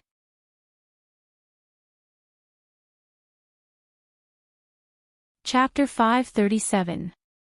Hearing Imotienga's voice, the female devil cultivator was shocked. She was about to retreat, but she found that the double-edged scimitar she hadn't had time to withdraw was sinking. The lightning on the blade intertwined as if it was stuck and couldn't be withdrawn. She stared at Imotienga in horror. Aren't you just a Dao cultivator in the early stage of the nascent soul realm?" She couldn't be blamed for being so surprised. The cultivation path of devil cultivators was based on safety. They were greedy for strength, so devil cultivators were usually stronger than Dao cultivators. If she didn't lie before, this was the first time she met a high-level Dao cultivator. It was no wonder she underestimated Imotienga's strength. Imotienga stared at her coldly. "In your eyes, Dao cultivators are at the mercy of others." Right after she finished speaking, the lightning on the double-edged scimitar crackled and attacked the divine sense on the scimitar. The female devil cultivator turned pale with fright. She made a seal with her hands, condensed devil aura, and tried to withdraw the scimitar. This double-edged scimitar was her natal magic weapon, which contained the devil aura essence she refined for hundreds of years. If it was destroyed, her strength would be greatly reduced. Unexpectedly, Imotienga didn't intend to compete with her. Instead, she waved the heaven and earth fan and withdrew the golden lightning on the scimitar. When the female devil cultivator reacted, Imotienga had turned into a flight light and disappeared into the sky. The female devil cultivator withdrew the scimitar and stared blankly at the place where Imotienga disappeared. "What are you doing?" A deep male voice rang out. A cloud of dark blue smoke gathered in front of her and turned into a tall man with pale blue skin. This man was definitely not a normal human. There was a protrusion on his forehead that looked like a beast's horn, and his hands hidden under his sleeves shone with silver light. The color of his hair and eyes was the same as his skin color, a kind of azure blue that was close to black. This made his cold face look exceptionally handsome. This man was obviously in the early stage of the nascent soul realm, but the female devil cultivator hurriedly bowed to him. "Young master." The man just stared at her coldly and didn't speak for a long time. The female devil cultivator's expression gradually became nervous. In the end, she couldn't help but say, "Young master, a Dao cultivator appeared here. I I wanted to kill him first, but I didn't expect you to underestimate his strength. The man glanced at her. He did not deliberately display his might, but every word that came out of his mouth was like a solid block of ice, hard and cold. The female demonic cultivator lowered her head and said in a terrified tone, "I was wrong. Please punish me, young master." Humph. The man glanced at her coldly. "I'm not your master. Why do you have to do this?" Hearing this, the female demonic cultivator slowly put away the fear on her face and fell silent. As a nascent soul cultivator, she definitely wasn't willing to refer to herself as a servant to a cultivator of the same level. However, she also knew that although the man in front of her was a cultivator of the same level as her, he had enough methods to make her wish for death. "Tell me, what happened?" The female demonic cultivator raised her head and reported, "I was just about to go in and take a look, but I found a Tao cultivator here, and it was a nascent soul cultivator, so I decided to deal with it. So you're saying that you don't know this person's background?" "There wasn't much time, so I didn't pursue this matter." The female devil cultivator hesitated for a moment, then said, "However, from the clothes on this female cultivator, she should be a disciple of a large sect. A nascent soul cultivator most likely belongs to a sect." The man's blue eyes stared at the place where Mo Tiange disappeared. "Since she could easily escape from your hands, this person can't be underestimated. Young master, celestial pole cultivators rarely set foot in this westernmost area, let alone nascent soul cultivators." At this critical moment, a nascent soul cultivator suddenly appeared here. "Should we investigate? Didn't you say we didn't have much time?" The man stared at her coldly. "Don't cause trouble. We'll act according to plan." Upon hearing this, the female devil cultivator bit her lip and finally bowed her head. "Yes." Mo Tiange rushed all the way back to the small town near Sandstorm City. Suddenly, she felt a powerful divine sense attacking her. She held the heaven and earth fan tightly and was on guard. The person rushed directly towards her. In the next moment, she felt a familiar breath and finally relaxed. "Senior Marshal Brother." Seeing it was Mo Tiange, Qin Shi heaved a sigh of relief.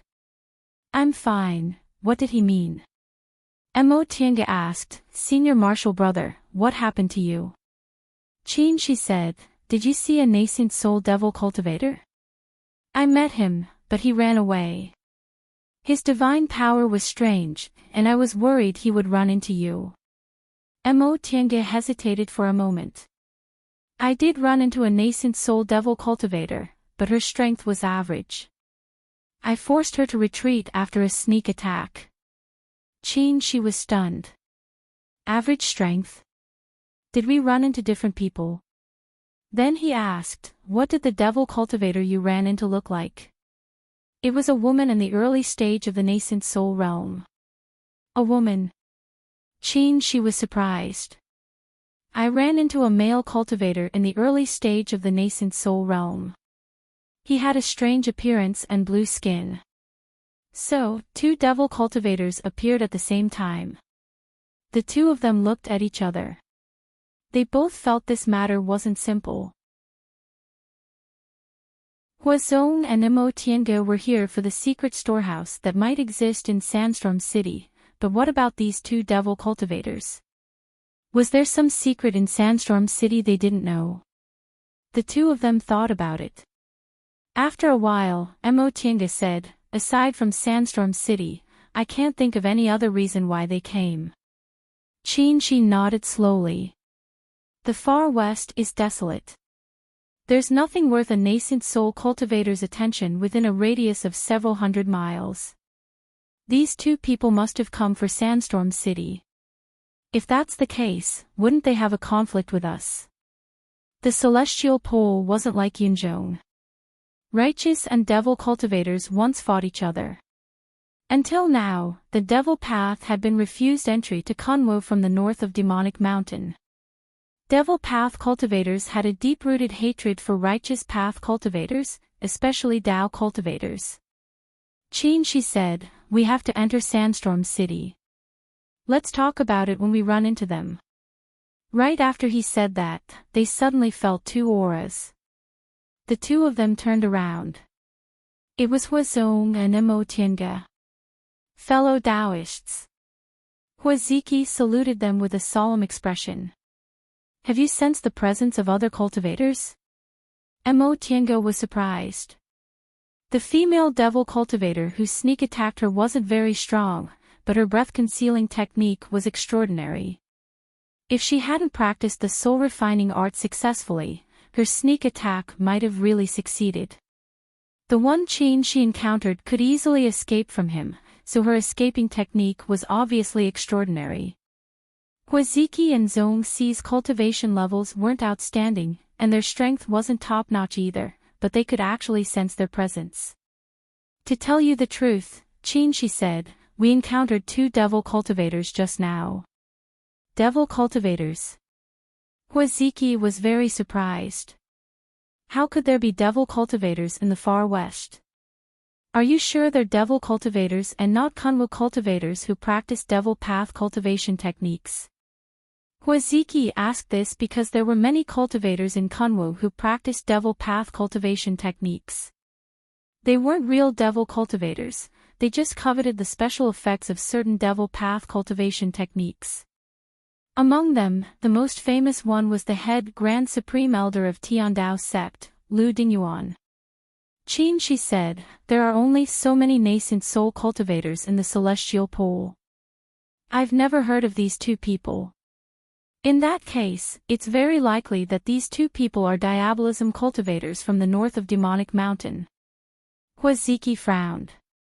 Now that the Immortal Alliance was hostile to the diabolism, was there something strange about two diabolism cultivators coming here?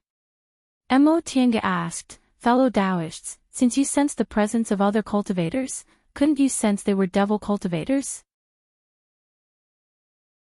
Huaziki smiled shyly and said, to be honest, the presence of other cultivators here wasn't sensed by fellow Taoist Zhong or me. It was my spiritual beast. As he spoke, he lightly patted the spiritual beast bag on his waist. A palm-sized butterfly flew out and landed on his shoulder. Huaziki said, although this spirit-seeking butterfly is a 7th-rank spiritual beast, it has almost no fighting power. It's only very sensitive to spiritual aura. It can sense even the slightest spiritual aura fluctuation. I see. If they hadn't run into each other, she and Qin she wouldn't have found any traces of those two devil cultivators, but this spirit-seeking butterfly sensed them. Sure enough, the spiritual beasts of Spiritual Beast sect were extraordinary. If they were used properly, their strength would be greatly improved. Fellow Taoists, what's going on with you running into devil cultivators? Do you know their origins and why they came here? Huaziki was a bit nervous.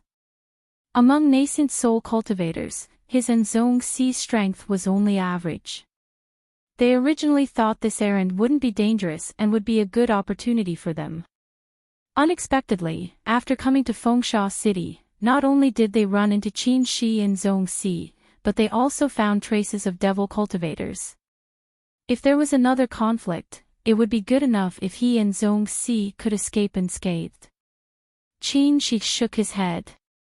Just now, we ran into two devil cultivators, one male and one female. Both of them were in the early stage of the nascent soul realm. The male cultivator had a strange appearance, mysterious divine powers, and extraordinary strength. The female cultivator didn't seem to have anything special about her for now. As for what they came here for, we don't know. With fellow Daoist Shoujing skills, it should be easy for you to deal with them, right? Huaziki asked with a hopeful expression. Although Qin Shoujing was a junior, his cultivation level and divine powers were much higher than the two of them. It was said that his fire divine powers were superb, and his methods were far superior to cultivators in the same realm. With his cultivation level in the middle stage of the nascent soul realm, it shouldn't be difficult for him to deal with 2 devil cultivators in the early stage of the nascent soul realm, right? Qin paused for a moment before answering. That male cultivator's escaping technique is strange. It won't be easy to kill him, but it shouldn't be a problem for me to protect myself.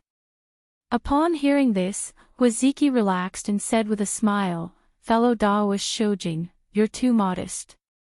I heard you could escape from Master Song Feng when you were in the core formation realm. Presumably, with your current divine powers, 2 early-stage cultivators shouldn't be a problem for you." Master Song Feng was powerful, cruel, and bloodthirsty. It wouldn't be an exaggeration to say that he was the #1 bully in the celestial pole. People in Kunwo were afraid of him when they heard that Qin Shi once escaped from his pursuit. This news became more and more outrageous, especially after Qin Shi advanced to the nascent soul realm. In order to set off his genius, the news became more and more exaggerated. In fact, Qin Shi was able to escape from Master Song Feng's pursuit because Lord Daoist Jinyang and Lord Daoist Jinghe came to his rescue in time. With their protection, Master Song Feng could only retreat. Otherwise, even 10 Qin Shi wouldn't be enough to kill him. Qin Shi said, "Fellow Daoist Hua, you think too highly of me. I was just lucky." He didn't explain too much. In the cultivation world, modesty wasn't a virtue. Huaziki asked, "Where are they now? Did you guys fight?" "We just met face to face, then they ran away," Qin Shi said. "We don't know where they went after that." "Oh." Huaziki and Zhong Si looked at each other then asked. 2 devil cultivators suddenly appeared.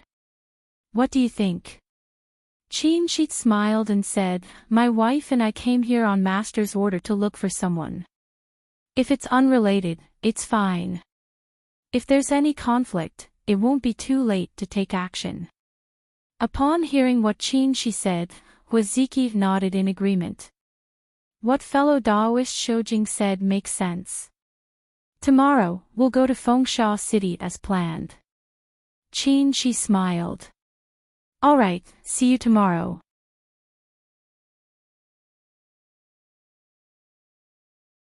Chapter 538. In the morning, the desert was extremely cold. The sun that had just risen from the horizon didn't add any warmth to the air.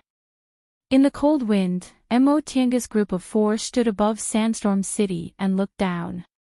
"Fellow Daoist Hua, are we going in now?" Qin Shi asked. Huaziki and the others arrived earlier than them, so they knew more than them. Huaziki said, "Let's wait for a while." Then he untied the spiritual beast bag on his waist and released a 5th-rank spiritual monkey. The monkey's fur was shiny, its eyes were red, and its wild nature was hard to tame. As soon as it came out of the bag, it bared its teeth at Mo Tianga, who was closest to it. This red-eyed monkey is very clever and suitable for exploring the way. Huaziki patted the monkey's head and shouted, "Go!" Under the beast-taming art of Spirit Beast Sect, the monkey immediately became docile and obedient. It jumped down from the sky and hopped away, disappearing among the sand buildings and mounds. Mo Tianga couldn't help but glance at the row of spiritual beast bags hanging on Huaziki's waist. With the help of spiritual beasts, a cultivator's strength would be greatly improved. Unfortunately, although spiritual beasts weren't difficult to catch, it wasn't easy to recognize a master. Before hatching, spiritual beasts could recognize a master by blood, but after hatching, they could only establish a subordinate contract. Compared to a spiritual beast contract that recognized a master, a subordinate contract required one's divine sense to be much stronger than that of the spiritual beast. Because of that, even though Kunwo was close to the demonic beast forest, there weren't many cultivators who owned spiritual beasts. Even if they did, their cultivation level was 1 realm lower than theirs. However, the cultivators of Spirit Beast Sect were an exception. Every cultivator of Spirit Beast Sect had a spiritual beast that they had established a blood contract with. The so-called blood contract was much more complicated than simply recognizing a master by blood. It was similar to a natal magic weapon. The natal magic weapon contained the cultivator's blood essence, so the injury of the magic weapon was the injury of the master. The same was true for a blood contract. The spiritual beast and its master depended on each other for survival. After establishing a blood contract, the spiritual beast's strength would be greatly improved. It could also communicate with its master and could use secret techniques to cultivate together. Therefore, the natal spiritual beasts of spirit beast sect cultivators were in the same realm as themselves. Huaziki was a nascent soul cultivator, so his natal spiritual beast should be in the 8th rank. Aside from Yunzhong Yuan and Old Donkey Ma, Mo Tiange hadn't seen any 8th rank spiritual beasts, so she didn't know whether they were more powerful than demonic beasts. Seeing that his spirit-seeking butterfly and scarlet-eyed monkey were both very amazing, it was likely that his natal spirit beasts wouldn't be weak either. Speaking of which, the spirit beast sect's most famous spirit beast was the sect's founder's mount, the Qilin.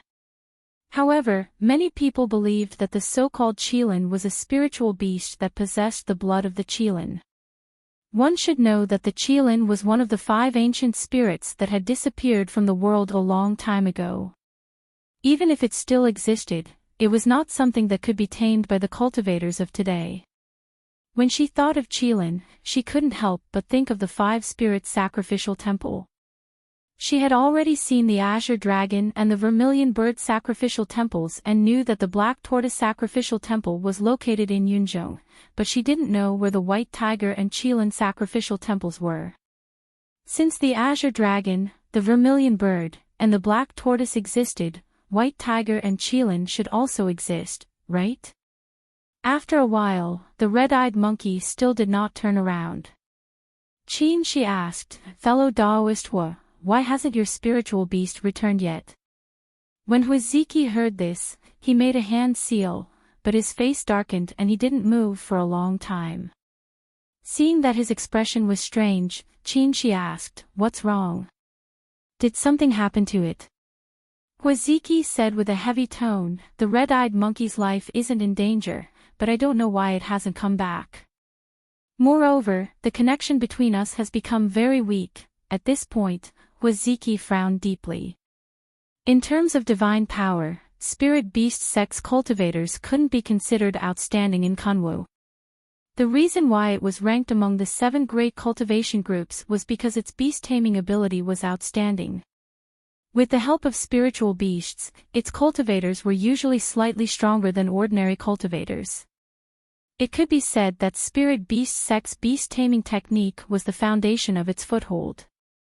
But now, as soon as the red-eyed monkey entered Sandstorm City, his beast-taming technique failed. If that was the case, wouldn't his strength be greatly reduced after entering Sandstorm City? Brother Hua, Zhongxi, who rarely spoke, suddenly spoke. He looked at Sandstorm City under his feet and said, this Sandstorm City is actually a great formation. Mo Tiange's eyes brightened. This Zhongxi's attainments in formations weren't low to be able to see that there was a formation in Sandstorm City. Oh. What did Brother Zhongxi? Huaziki hurriedly asked. Zhongxi said, on the surface, Sandstorm City doesn't seem to have anything to do with cultivators, but the disorderly placement of the sand piles actually has a pattern. I just did some calculations, and it coincides with the Chiman divination art. Oh. Huaziki was surprised. Was this Sandstorm City left behind by ancient seniors? It's hard to say. Zhongxi frowned slightly. Although these sand piles are in line with the Tao of formations, they're very complicated. I can only understand 30 to 40% of them. Moreover, logically speaking, formations lose their effectiveness without spiritual aura, but this great formation is different. There's clearly no spiritual aura inside Sandstorm City, but it's still effective. Is that so? Huaziki was shocked. He was a nascent soul cultivator. Although he didn't know much about formations, he had some general knowledge. He had never heard of a formation still being effective without spiritual aura in the cultivation world. After thinking for a while, he became excited. In that case, this sandstorm city must be a relic left behind by a powerful ancient figure. He was right. A formation that was set up with great power just based on the location of the formation, and even a 5th-rank spirit beast got lost in it. This was definitely not something a mortal could do, not even the cultivators of today, unless it was left behind by an ancient or immemorial age cultivator. However, Zhongxi said, "Brother Hua, don't be too happy. We thought this task would be easy because there aren't any spirit veins in the westernmost area. Even if there are relics, there won't be powerful restrictions. But now it seems that we can't even find the entrance." Hearing this, Huaziki also calmed down. "You're right.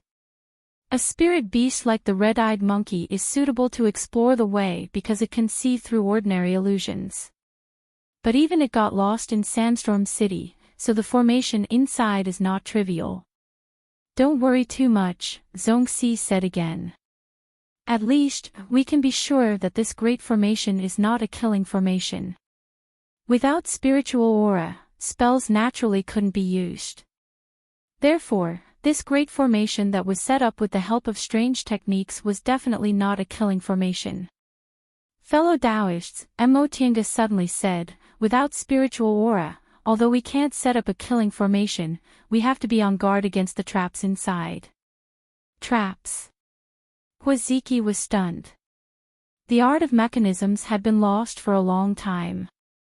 Even nascent soul cultivators only knew of its name. "Yes." Emotianga took out a compass and observed the 5 elements while saying, "In the Middle Ages, the art of mechanisms was not lost yet. If Sandstorm City is really a relic left behind by an ancient figure, there might be mechanisms here." Upon seeing her taking out the compass, Zhongxi's eyes brightened. "Fellow Daoist Qingwei seems to know a lot about the art of mechanisms." Emotianga smiled and said, "I know a little about formations, so I also know a little about the related art of mechanisms." "Really? Fellow Daoist Qingwei is also a formation master?" "I only know a little," Emotianga said modestly. She then asked, "Fellow Daoist Zong, are you proficient in formations?" "I wouldn't dare. I only know a little." Knowing that Emotianga knew about formations, Zhongxi became friendly. Looking at the compass in Emotianga's hand, he said, "The yin and yang and the 5 elements here are very stable. It doesn't look like a bewildering formation or an illusory formation. Both bewildering formations and illusory formations used yin and yang and the 5 elements to create an illusion, so yin and yang intertwined and the 5 elements were in disorder." Emotianga looked down at the compass. Sure enough, it was very stable after she injected spiritual aura and didn't change at all. She frowned slightly. This great formation is far beyond the level of today's formations. "Yes." Zhongxi sighed. "Since there's no spiritual aura and yin and yang and the 5 elements are stable, who would know there's a formation here? With my level of formations, I can only see that it's in harmony with the divination arts, but I can't tell what kind of formation this is. I wonder if fellow Daoist Qingwei can see anything." Emotianga shook her head. "Me neither." In fact, she knew a little more than Zhongxi and could understand about 50 to 60% of it, but that was all. As for what kind of formation this was and what it was, she had no idea. The 4 of them were silent. After a while, Qin asked, "Fellow Taoists, you came here first. Didn't you explore the way?" Huaziki was a bit embarrassed. "Fellow Daoist Zong and I went to other places before. When we arrived in Sandstorm City, we were busy recovering our spiritual aura, so we just summoned the spirit-seeking butterfly and explored this place." Such carelessness really didn't seem like the behavior of a nascent soul cultivator, but on second thought, it was also human nature. The westernmost area not only had harsh conditions, but it also didn't have any spirit veins, so it had always been far from cultivators' sight. Even though it was one of the 3 most dangerous places in the westernmost area, who would have thought Sandstorm City, a place without any spirit veins, would actually have such a powerful formation? Apart from that, Mo Tiange also heard the hidden message in Huaziki's words. He and Zhong Si were both nascent soul cultivators, but when they arrived in Sandstorm City, their spiritual aura actually wasn't enough. It seemed the place they went before must be a dangerous place. Moreover, the 2 of them must have encountered danger. Otherwise, they wouldn't have rushed to Sandstorm City without recovering their spiritual aura. Maybe it was in this dangerous place that they learned the secret storehouse was in Sandstorm City. With that thought in mind, Mo Tiange turned to look at Qin Shi. The 2 of them exchanged a tacit look. What about now? Qin Shi asked, fellow Taoists, are you going to enter the city like this? Huaziki hesitated for a moment but soon made up his mind. If you didn't encounter us, presumably fellow Daoist Shoujing would have also entered the city, right? So fellow Daoist Hua has decided to enter. Yes. Seeing that Zhong Si didn't object, Huaziki continued, since this great formation in Sandstorm City doesn't exist in the current cultivation world, there's a high chance there's a treasure inside. How can we let it go? Correct, Zhong Si said, we found this place with great difficulty, so we naturally can't give it up. Even if they didn't have the mission from the Immortal Alliance, they still had to enter and explore the great formation in Sandstorm City. What about fellow Taoists Shoujing and Qingwei? Qin Shi smiled and said, what fellow Daoist Hua said makes sense. My wife and I also think so. The 4 of them reached an agreement. After discussing for a while, they soon came up with an idea and landed somewhere in Sandstorm City. At that moment, a man and a woman appeared on the outskirts of Sandstorm City. Young master, they've already entered. The tall, blue-skinned man stared at the place where the 4 people disappeared. After a long time, he finally said, it's good to let them explore the way first.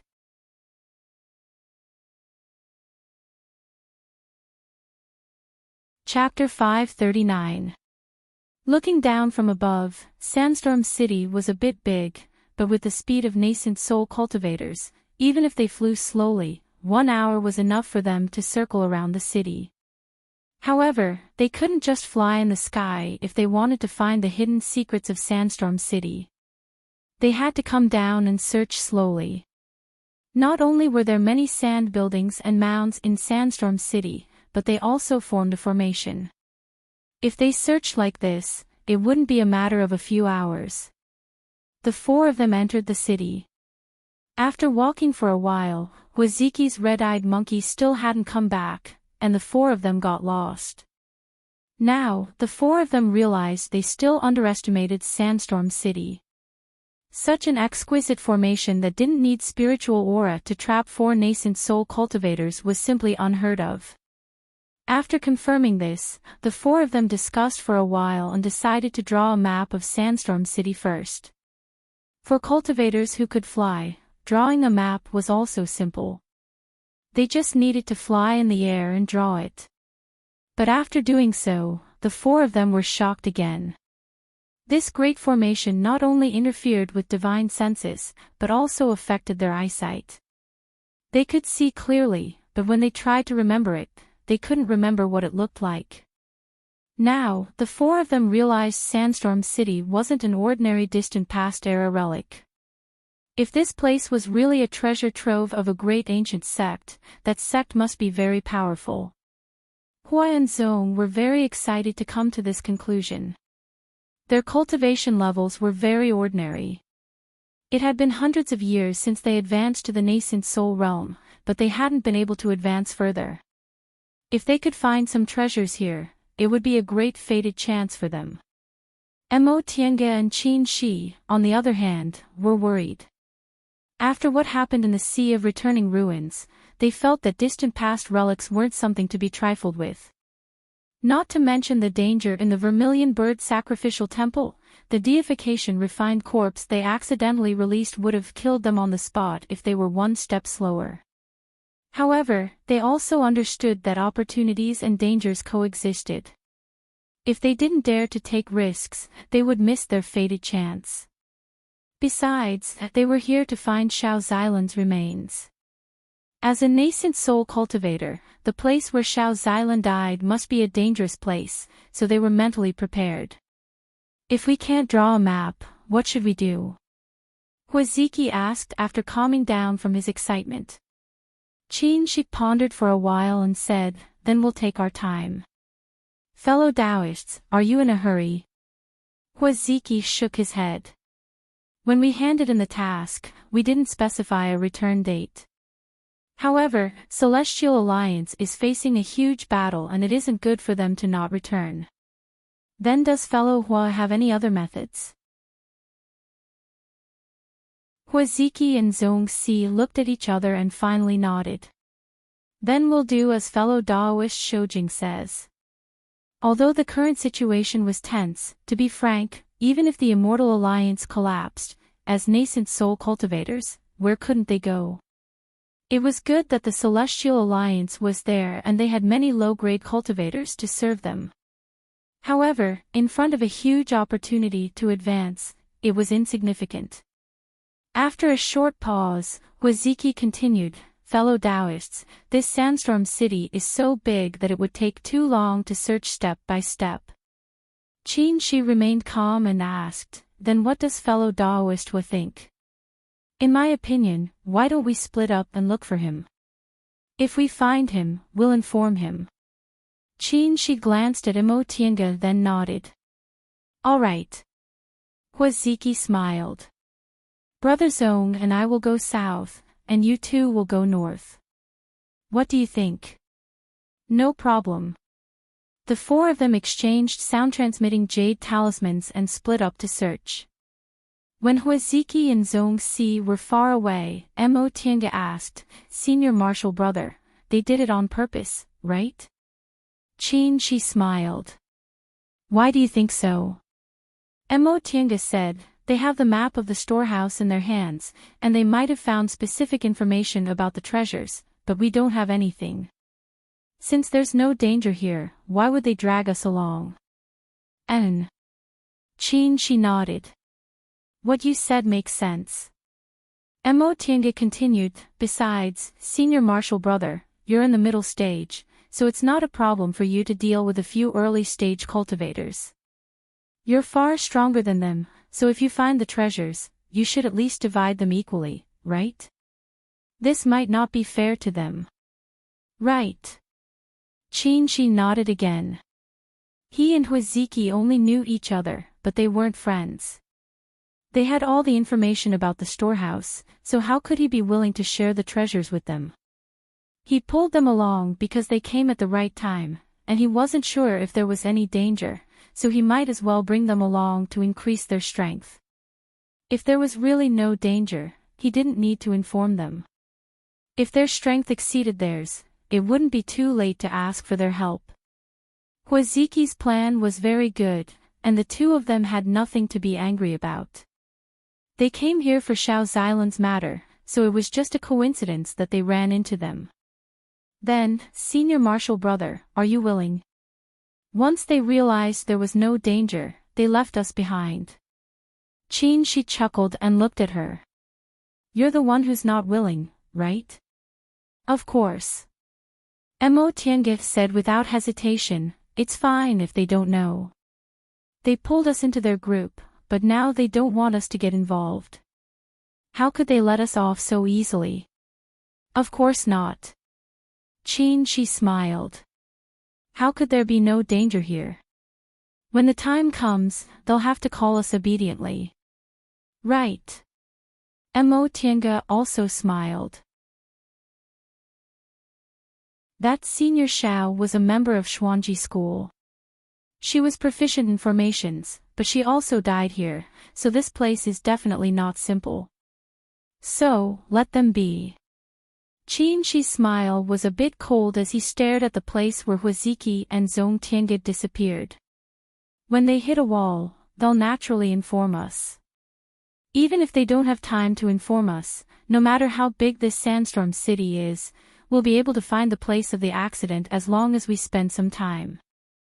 The so-called accident referred to the death of Huaziki and Zhong Tiange. It would have been fine if they hadn't told them before, but they wanted to pull them into their group. Now that they saw there was no danger here, they wanted to get rid of them, which was a bit unkind. That being the case, why should they worry about their lives? Let's go.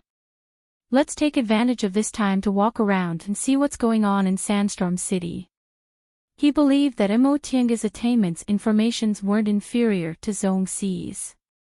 She had learned a lot since she was a child. She also obtained Xuanji School of Formations, Mo Yaoqing's notes, and Fu Yaozi's guidance. When it came to formations, there weren't many people in the Celestial Pole who were better than her. Whether it was finding Xiao Xilan's traces or cracking the secret storehouse, it would be much easier to figure out this great formation first. A few days passed quickly. Huaziki and Zhong Xi stood under a mound, seemingly looking for something. Next to the mound was a sand pit. Brother Zhong, are you sure this is the entrance to the storehouse? Zhong Xi held a sheepskin scroll in his hand and compared it with the map. It should be. He pointed at the mounds around them. The sandstorm formation itself is a big formation, but the dozen or so mounds around it form a small formation. If the map we got is correct, the entrance to the storehouse is at the eye of this small formation, which is this spot. If Tiange and Qianxi were here, they would find that the sheepskin scroll in Zhong Xi's hand wasn't the map they took from the beast cultivators. Their previous guess was correct. Huaziki and Zhong Xi did obtain accurate information about this storehouse from somewhere else, so they planned to fish for some benefits from it. But there doesn't seem to be anything unusual here. Huaziki frowned and looked at the sand pit in front of him. He only knew a little about formations. He couldn't see through the formation Zhong Xi said was here, and he had no idea where the eye of the formation was. Zhong Xi looked pensive and sighed. I can only be sure that the eye of the formation is here, and the entrance should also be here. But I can't see how to enter it for the time being. Then he turned to Huaziki. Brother Hua, this sandstorm city isn't big. If we delay any longer, Qin Shoujing and the others will come looking for us. What should we do? So, it'll take a long time to solve this formation. Huaziki understood the meaning behind his words. Zhong Xi frowned deeply. I don't know whether we can solve it or not. Is that so? Huaziki thought for a moment and said, You said Mo Qingwei's attainments in formations are good. If we can't solve it, we can only call them over. If that's the case, won't we have to give up the leadership? Zhong Xi was worried. Qin Shoujing is in the middle stage of the nascent soul realm. I heard he's very powerful. The two of us together might not be his match. At that time, won't they get all the good things? What if they're cruel and merciless and kill us for the treasures? What should we do? There's nothing we can do, Huaziki said. I know a little about Qin Shoujing's character. It's said that he wholeheartedly seeks the great Tao and isn't a bloodthirsty person. He's completely different from Qin Jinghe. If not, I wouldn't have invited them to go with us. If it really comes to that, we can let them choose the treasures first. Who told us to be weaker? All right. Zhong Xi shook his head, lowered his head, and continued to study the entrance. At that moment, Huaziki suddenly felt a chill on his back. Without thinking, he pulled the spiritual beast bag and a golden-winged rock flew out. Who? Humph. A cold snort responded to him. Then, a mass of black fog appeared out of thin air. The black fog dispersed, and a man and a woman appeared in front of them. The tall, blue-skinned man stared coldly at the two of them and raised his right hand. This hand didn't look like a human's hand at all. It was silvery white and flashed a cold light.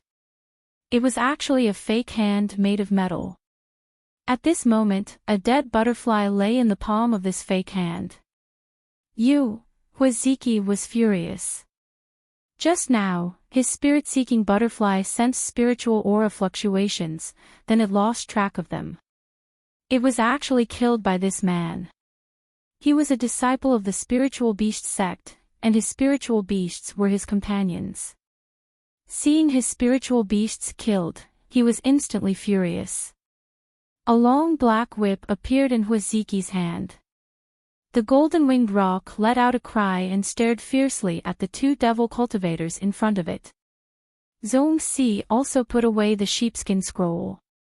With a wave of her hand, 5 small flags with red, yellow, blue, green, and gold colors appeared in front of her. "Who are you?" Huaziki asked angrily, "Why did you kill my spiritual beasts?" The man glanced at them and revealed a mocking smile in his eyes. He said, "Hong Shao." The woman next to him answered, "Yes, young master."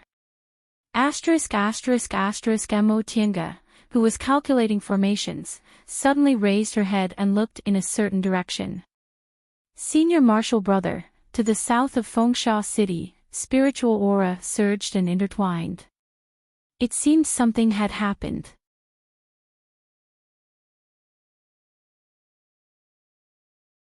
Chapter 540.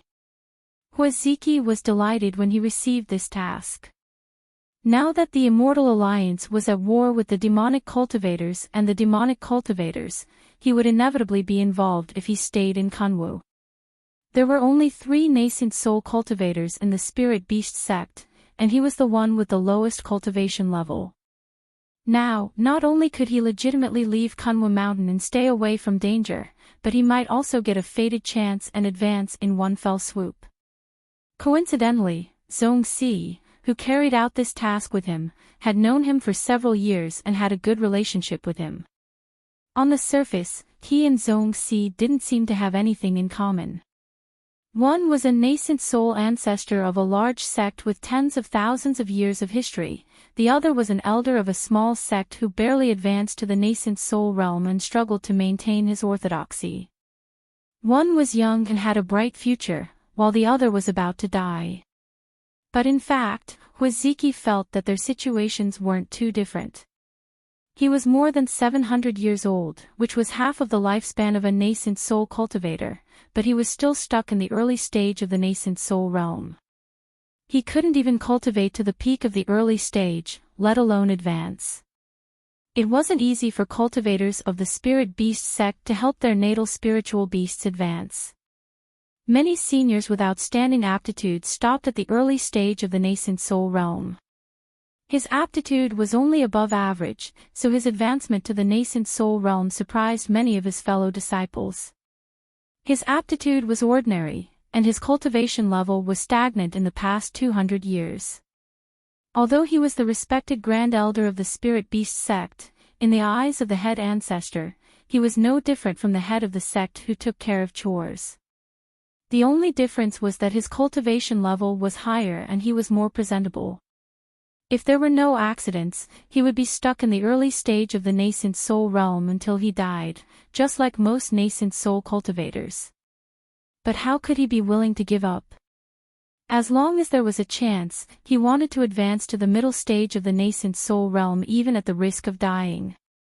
Zhongxi, who only had 200 to 300 years of lifespan left, was the same as him, or even more eager. Therefore, as soon as they accepted this task, they thought of the same thing. The secret storehouse of an ancient sect was a rare opportunity. In the past, they had to pay a great price to get such information, but now, they got a clue for no reason.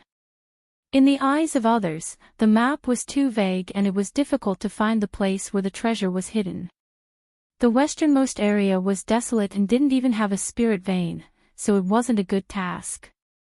But he and Zhong Si had other plans. The far west was vast. If they really couldn't find any conclusive clues, then the two of them would just take it as avoiding disaster and wouldn't suffer any losses. If they found something, then it would be a great opportunity for them. With this in mind, they came to the far west. Unexpectedly, this time, the heavens really cared for them. Midway, they stopped at an oasis and accidentally found the place where the ancient cultivator had died. They found a complete map on the ancient cultivator's body. Comparing this map with the incomplete one in their hands, they found that the secret storehouse was in Sandstorm City. Before leaving, the two of them took away all the things in the temporary cave residence. They didn't expect that the ancient senior cultivator's spirit beast bag would preserve a strange insect that had survived until now. Hundreds of flying insects swarmed out and chased after the two of them. After fleeing to the vicinity of Sandstorm City, they finally got rid of the exotic insects. They just stopped at a small town nearby to recover their spiritual aura. When they were about to explore according to the map, they happened to run into Qin Shoujing and Imo Qingwei from Xianqing School. He was jealous of these two people. Or to be precise, there weren't many cultivators in the Celestial Pole who didn't envy them. Their cultivation path was so smooth that people couldn't help but envy them. They were young, but they already advanced to the nascent soul realm. Qin Shoujing, in particular, had double spiritual roots like him, but he actually succeeded in forming his nascent soul at the age of 200. Moreover, he also advanced to the middle stage of the nascent soul realm early. With a lifespan of 1,000 years left, he might have a chance to advance to the deification realm. If possible, he really didn't want to disclose this matter to them. However, when he remembered that Lord Daoist Xianyin from Xianqing School was one of the people who took the map from the beast cultivator, he and Huazong finally decided to pull them into their group. On the other hand, Qin Shoujing's divine power was outstanding. If he joined them, they would have a higher chance of success. After entering Sandstorm City, they found that the Great Formation inside was only difficult to crack but didn't have any real danger, so they immediately suggested splitting up. If they could deal with it, they didn't need to share the treasure with these two people. If it was beyond their ability, it wouldn't be too late to send them a message. Even if they were discovered midway, they could use the excuse that they just found the entrance. However, he never expected that just as he and Zhong Si were about to break the formation, the devil cultivator that Qin Shoujing and the others found would actually appear. That blue-skinned male cultivator seemed to look down on them and only ordered his maid to attack. Huaziki was furious, not only because this person killed his spiritual beast, the spirit-seeking butterfly, but also because they looked down on him. The golden-winged great roc let out a cry. That female devil cultivator named Hong Xiao snorted contemptuously. The strange windmill-like weapon in her hand spun and pounced on the golden-winged great roc. Huaziki sneered and lashed out with the whip in his hand. The whip kept lengthening and coiling towards Hong Xiao. Hong Xiao didn't even look at it. Her figure changed hundreds of times and she passed through the whip. The double-edged dagger in her hand ruthlessly stabbed at the golden-winged great roc. The golden-winged great roc opened its mouth and a bolt of lightning struck at Hong Xiao. Lightning spells were the most powerful among all spells, especially since this golden-winged great roc was already in the 8th rank. Unable to dodge, Hong Xiao held the double-edged dagger in the middle and pulled it back into 2 daggers. Then, she crossed her hands and the crossed daggers easily blocked the lightning. Huaziki's expression darkened. He originally thought that since he and Zhong Si were both in the early stage of the nascent soul realm and these two devil cultivators were also in the early stage, they might not necessarily be weaker than them. It wasn't until now that he realized he underestimated devil cultivators. There were almost no real devil cultivators in Kunwu. Even that abnormal Master Song Feng wasn't a simple devil cultivator. For tens of thousands of years, devil cultivators had been refused entry to the north of Demonic Mountain, which made them all underestimate their strength. In fact, in terms of one-on-one combat, devil cultivators were stronger than them. It was just that there weren't many devil cultivators, so they were always suppressed. Brother Zhong. Huaziki was about to call Zhong Si to help, but when he looked around, he found that Zhong Si was fighting with the devil aura around him. The 5 elements flags and the devil aura were entangled, and Zhong Si couldn't break free. As for the male devil cultivator, he was still standing on the side, coldly watching him fight with Hong Shao. Huaziki's heart sank. Only now did he understand what Qin Shoujing meant by his mysterious divine ability. This male cultivator seemed to be only in the early stage, but his strength was far above his and Zhong Si's.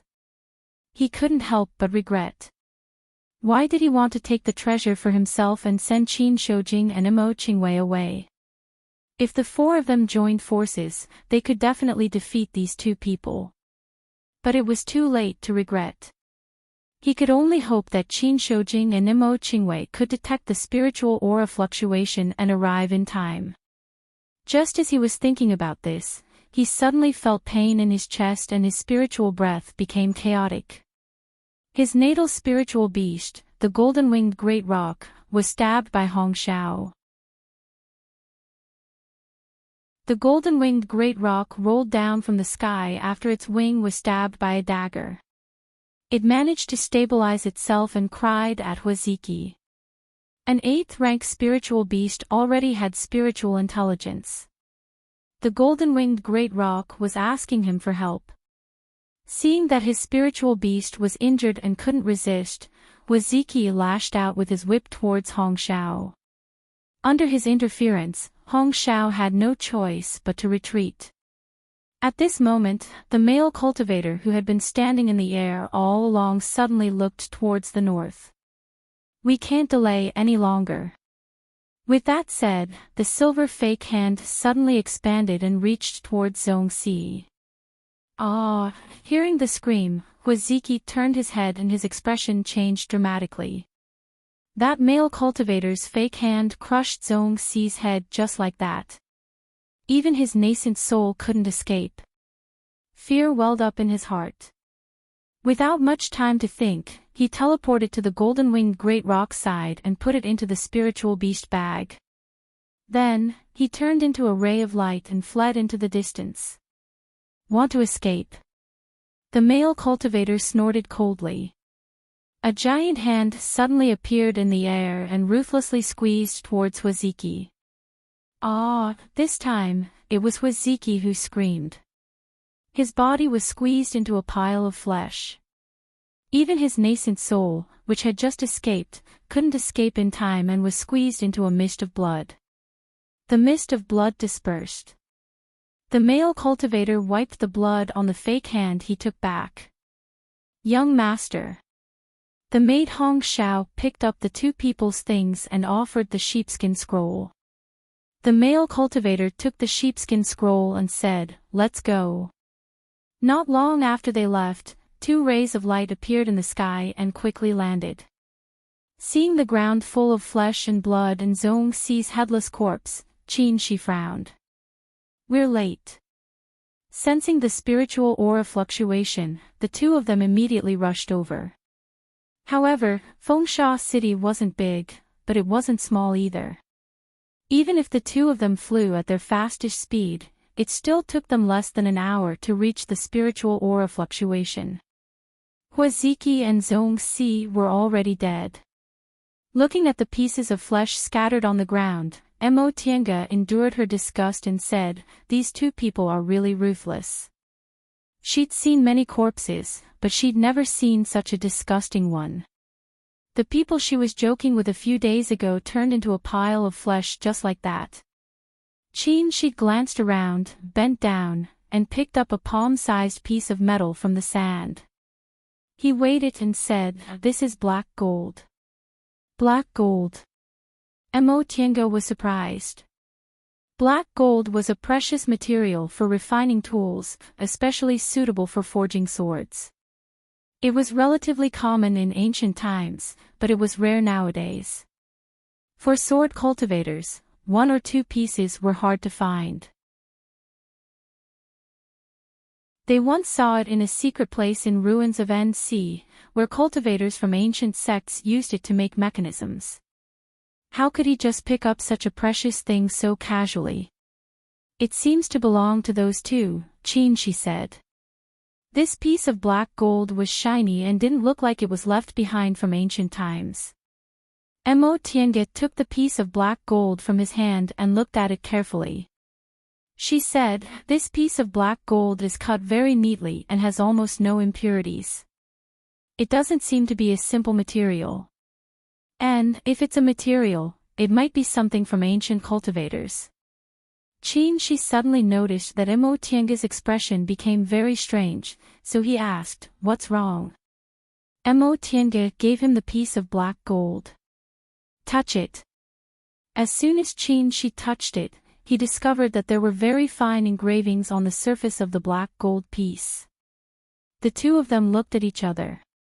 Mo Tiange took out an ink box from her Qianquan bag, dipped the piece of black gold in ink, and pressed it on the back of her hand. She took the piece of black gold away. The lines on the back of her hand were messy, forming a messy pattern. When the two of them saw this pattern, they looked up at each other and blurted out, "A map." You're tuning into the LoveLore Library YouTube channel. We're so grateful for your support, and don't forget to subscribe to join us on this incredible journey through captivating stories. Your generosity through donations truly makes a world of difference, as it's the primary source of revenue that allows me to expand and enhance this channel for you.